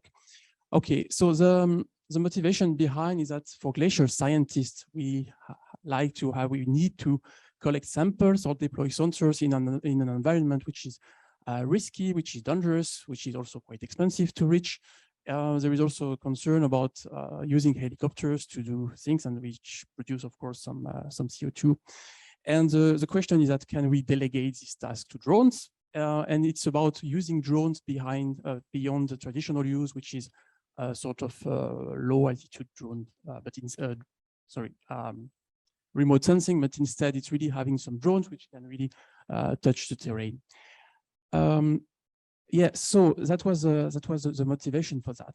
So we have been on the field, so we have been on the Rhone Glacier with some drones like this, with a bunch of sensors, and the main goal is to have a drone which is capable to autonomously take off, go to a place, detect on its own a place where to land safely, which also includes some scientific relevance, and then collect the sensors or possibly deploy this sensor, or collect a sample and then come back safely. So there were several SPI projects, Technogrants and Exploratory, which were funded by this project. And the main of the thing that was done actually, in fact, were to use a drone with a lot of sensors, as you can see, equipped with different kind of cameras, of LiDAR, GPS. In fact, there is all kind of sensors.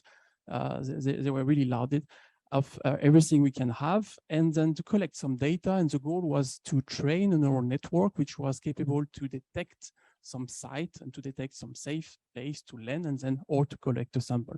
So as you can see here, we had a drone which was equipped with a drill on the top right. So it's not us actually that developed this system. We only replicate the system here, and we also had a project on deploying some GPS station on ice and to recover the station on ice.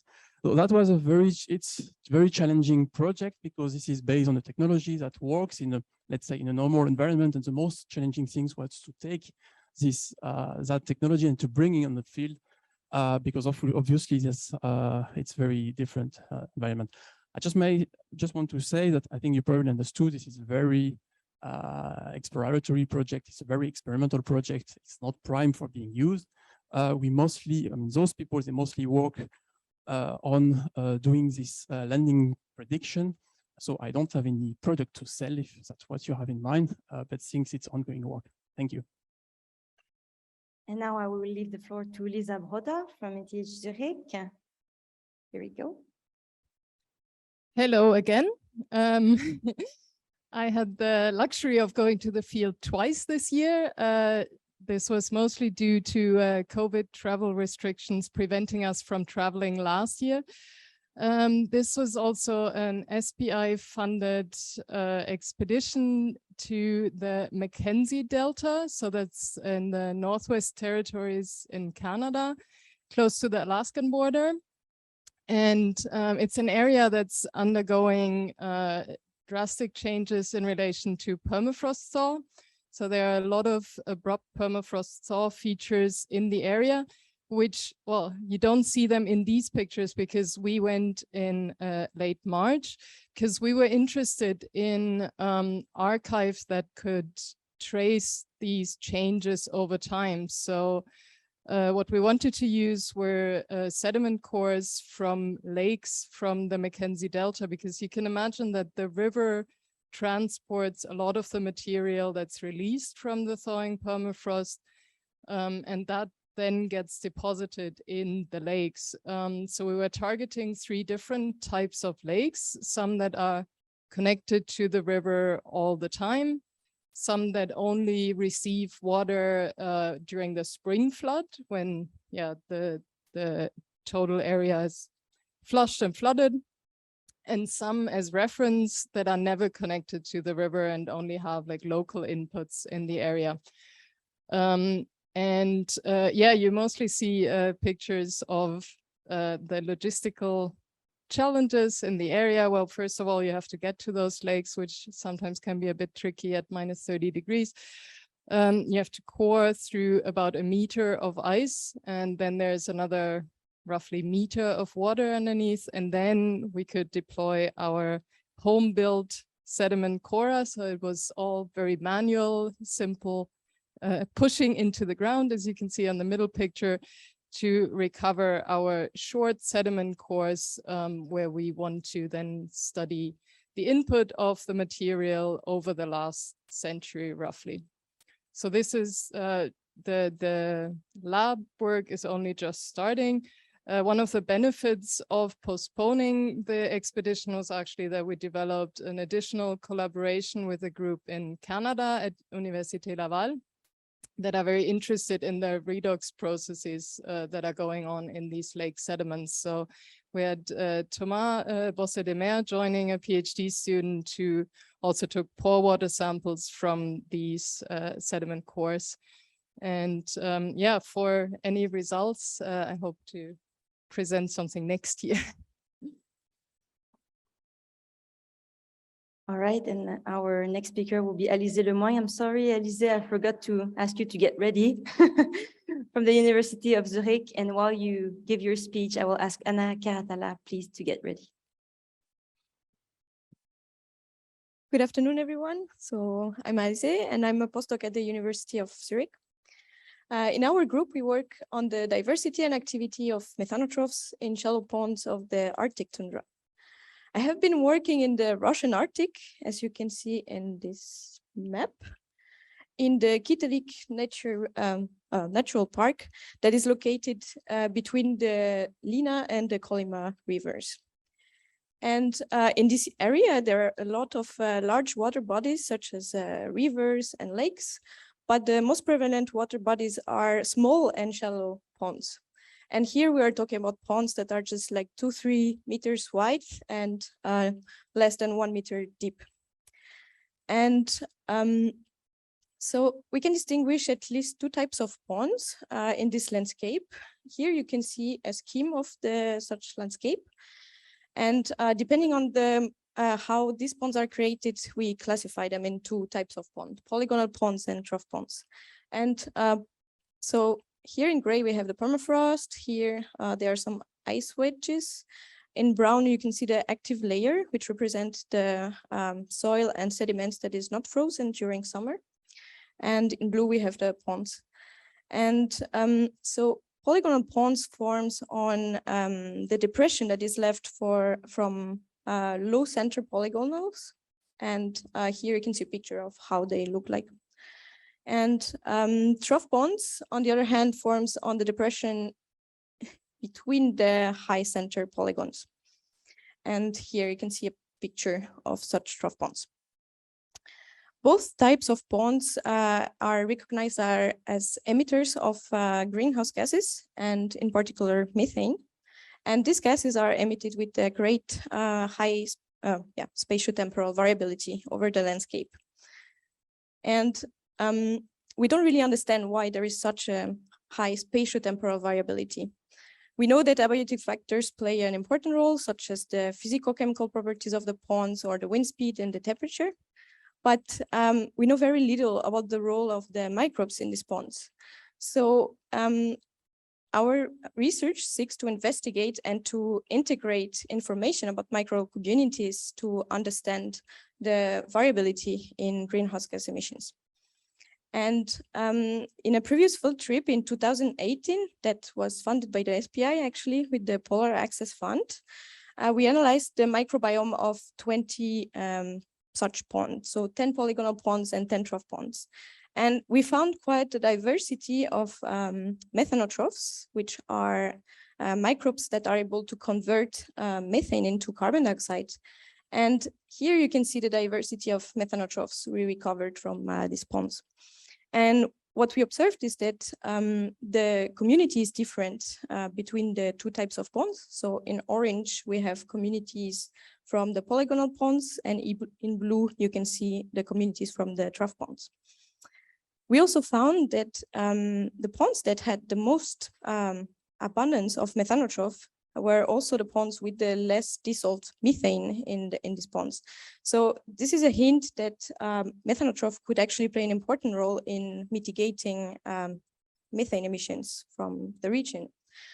So in 2021, we returned to Kitelik to investigate in more details this relationship between the methanotrophs and the methane.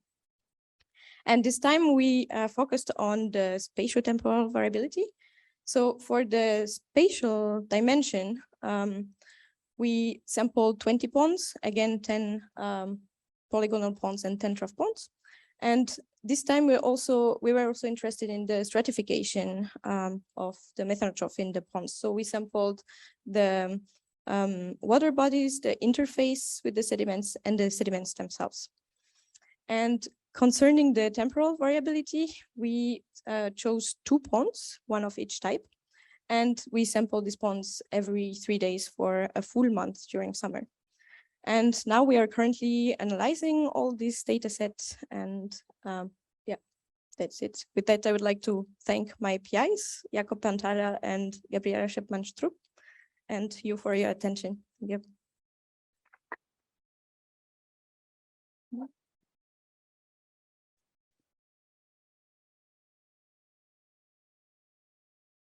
Okay, so we'll leave the floor to Anna Karatala from EPFL.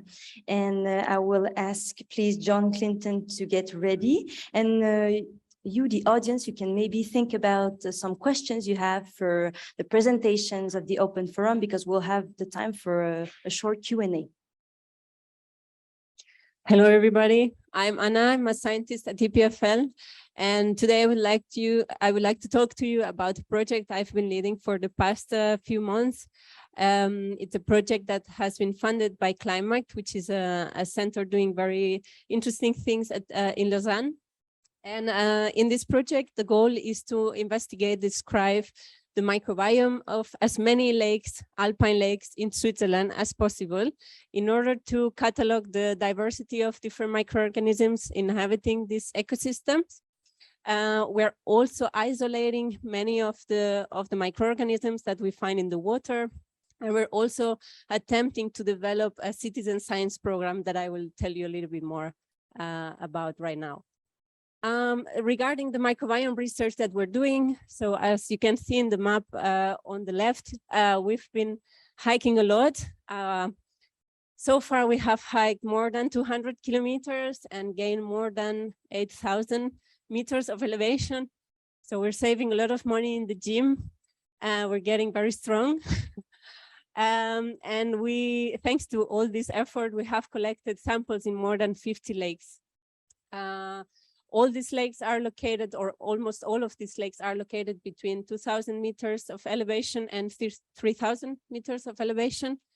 And with these samples, we are collecting the bacteria, we are developing 16S high throughput sequencing, and we are characterizing the environmental context in collaboration with Jasmine Berg in UNIL. So far, we got few of our sequencing results, and I can anticipate that we're seeing high diversity compared to other lowland lakes, like, for example, Lake Geneva, which is the lake that receives most of the water being flushed from the watershed, the Rhone watershed. And we are seeing very interesting local patterns, and also some other microorganisms which are actually shared by all these lakes, which can actually be a signature of this type of ecosystems. We're collecting a lot of isolates. So far we have more than 200 isolates from these alpine lakes, and we're collecting also polar bacteria in collaboration with an expedition called Glacialis. And the goal for all these isolates, it's to actually build a collection that we like to think of as microbials, and make it available for other researchers who are interested in using them for research, education, or conservation purposes. This is more in the midterm. It's a midterm goal, but so far we are creating this by isolating all these bacteria, including cyanobacteria as well. Regarding the citizen science, we are developing a network of different actors that are interested in this environment. We are also conducting a lot of public surveys to understand how people can be engaged in citizen science programs, like, for example, which type of rewards, which type of collaborations people would be interested in. We're targeting students in the universities, but also local citizens. And we are also now developing surveys aiming to understand how people use these lakes and if they have been seeing any changes over their lifetime in terms of quantity of lakes, surface, state of the water quality, biodiversity, and others. We are now preparing our last sampling campaign, which is it's very ambitious. So we aim to develop a week-long sampling expedition in the Alps, where we will focus in some of the lakes in Vaud and the eastern part of the Alps. And there we want to invite people to come with us and teach them, you know, like how we do things and interact with them, so we can also hear their experiences with lakes and also hopefully be inspired by their experiences. And with that, I would like to finish. Don't hesitate, contact us or following us in Instagram. We're also community managers now. Don't hesitate to reach out. Thank you. Okay, John Clinton from ETH Zurich, it will be your turn. Thank you for being here. Thank you. Good afternoon, everybody. I'm John Clinton. I'm the Seismic Network Manager at ETH Zurich. So I run the Swiss seismic service of all about 300 stations we have.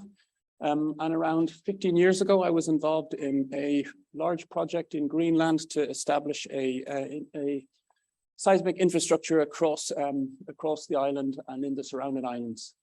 We ended up installing around 25 stations. There's about 7 countries who participated. The bulk of the funds and the research and the instrumentation came from the Americans and the Danes, but the Swiss installed 3 stations in northwest Greenland in Ilulissat, Nuugaatsiaq, and Kuursuaq. Those are shown in the green circles, or in the green triangles. This network was primarily installed to investigate climate change and used through seismology, and in particular to investigate glacial earthquakes, which had been recently discovered. It turns out that those are all from calving glaciers. One of the stations installed was in Nuugaatsiaq, which is a now abandoned village. This is a picture taken from the mountaintop that I took in 2010 when we installed it. The station's about 30 meters above sea level. In 2017, I'm sure most of you know, there was a landslide around 30 kilometers to the east at Karat, which caused a devastating tsunami in the village, which inundated a lot of the lower lying town houses you see there. A number of towns were swept to sea, a number of houses were swept to sea, and 4 people lost their lives. The village was immediately abandoned, and since then, in the last few years, a second village that's also at threat has also been abandoned. Our seismic station worked, it still works. This is the seismic signal we recorded from it. You can see this is about an hour window. The actual seismic signal is really clear, but amazingly behind it, the seismic station is recording a gorgeous signal of the tsunami. Basically, the seismometer is responding to ground tilt as the Seiche basically flows back and forth across the village. We have recently been working with colleagues in Greenland and also in Gaius. This is, sorry, my old slide. Well, I'll tell you what we did have. We had a figure where we showed how we were able to characterize this event was actually different from other signals from calving events from Rink Glacier. As you can see the map here. I better not try. But besides our station is the green triangle. Karat, the collapse site is in red, and Rink Glacier is just further east, which is the source of most of the collapsing calving events, that icebergs that we can so clearly see also at Nuugaatsiaq. We're able to show that you can quite easily separate through looking at amplitude and relative frequency content from other calving events, and also from giant earthquakes. Giant earthquakes like the Tohoku earthquake actually have a much higher signal, but of course they're very broad frequency content. So if you just try and isolate that tsunami signal at about 180 seconds, you're able to discriminate an emerging tsunami just as it begins from any other seismic signal that you see over decades. So our plan is to use that that detection to actually provide early warning from the tsunami as it reaches this village that's now abandoned. We'll be able to provide early warnings to all the other towns in the area. Now, of course, with global warming, we have bigger problems. It's not just Korat, but there are other sources of major hazard in the area. Our plan would be to extend this to install seismic stations across the region in all of the villages. This is crucial because the villages already have power, they already have communication, so it's cheap and easy to do this. We hope to install this regional network in all the villages so that we're able not just to provide tsunami warning from Korat, but any other sources. A recent one has been identified by GEOS. It's the red triangle in the middle, but of course other sources are likely there too. This method can also be extended not just to detect the tsunami, but also the seismic signal. And we hope that if this is successful, we could also extend it to other basins across the area. Thank you. Okay, thank you, John. Do we have any questions for the speakers of the open forum? Something you think about? There were many elements from many people. If not, you can also discuss during the apéro, the networking drink that will follow.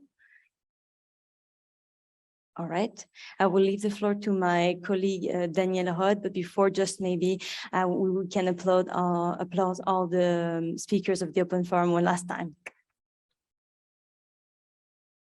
Thank you very much, and thank you to all of you. We have come to a close, and we don't want to draw big conclusions or come with the clever words now. We would like to just say a few words to some people who have made this day possible, and also have some practical remarks for some of you. So we have been asked whether the slides will be made available. They will be. There will also be a recording, but that takes just a little bit more time to be edited and put online. So if you want to share with colleagues a specific part of today that you enjoyed, you can feel free to do so. It will be online in a few days. I would like to say a few thank yous to the SPI team who put this together, especially to Anita and Laurence, who are hiding. Anita here and Laurence up there, and to Charmily, who also put together the open forum. I would like to seize this opportunity for those of you who don't know them to introduce to you two new members of the SPI team who joined since the last Swiss Polar Day, and that's Konstantin, and who deals with the flagship programs. Wait again, it's too late. And it's Janine, who is our finance manager. If you have ever questions about your grants, she's the person to go to. I would like to thank the team in Bern who made this such a smooth ride, and who was there also to save us when the original building we were supposed to do this event in Sion was not ready. So a big thank you to Hubertus for organizing to host us, to Jonas for everything you did to make this day possible, and to Florian and Jona for assisting. So thank you to all of you.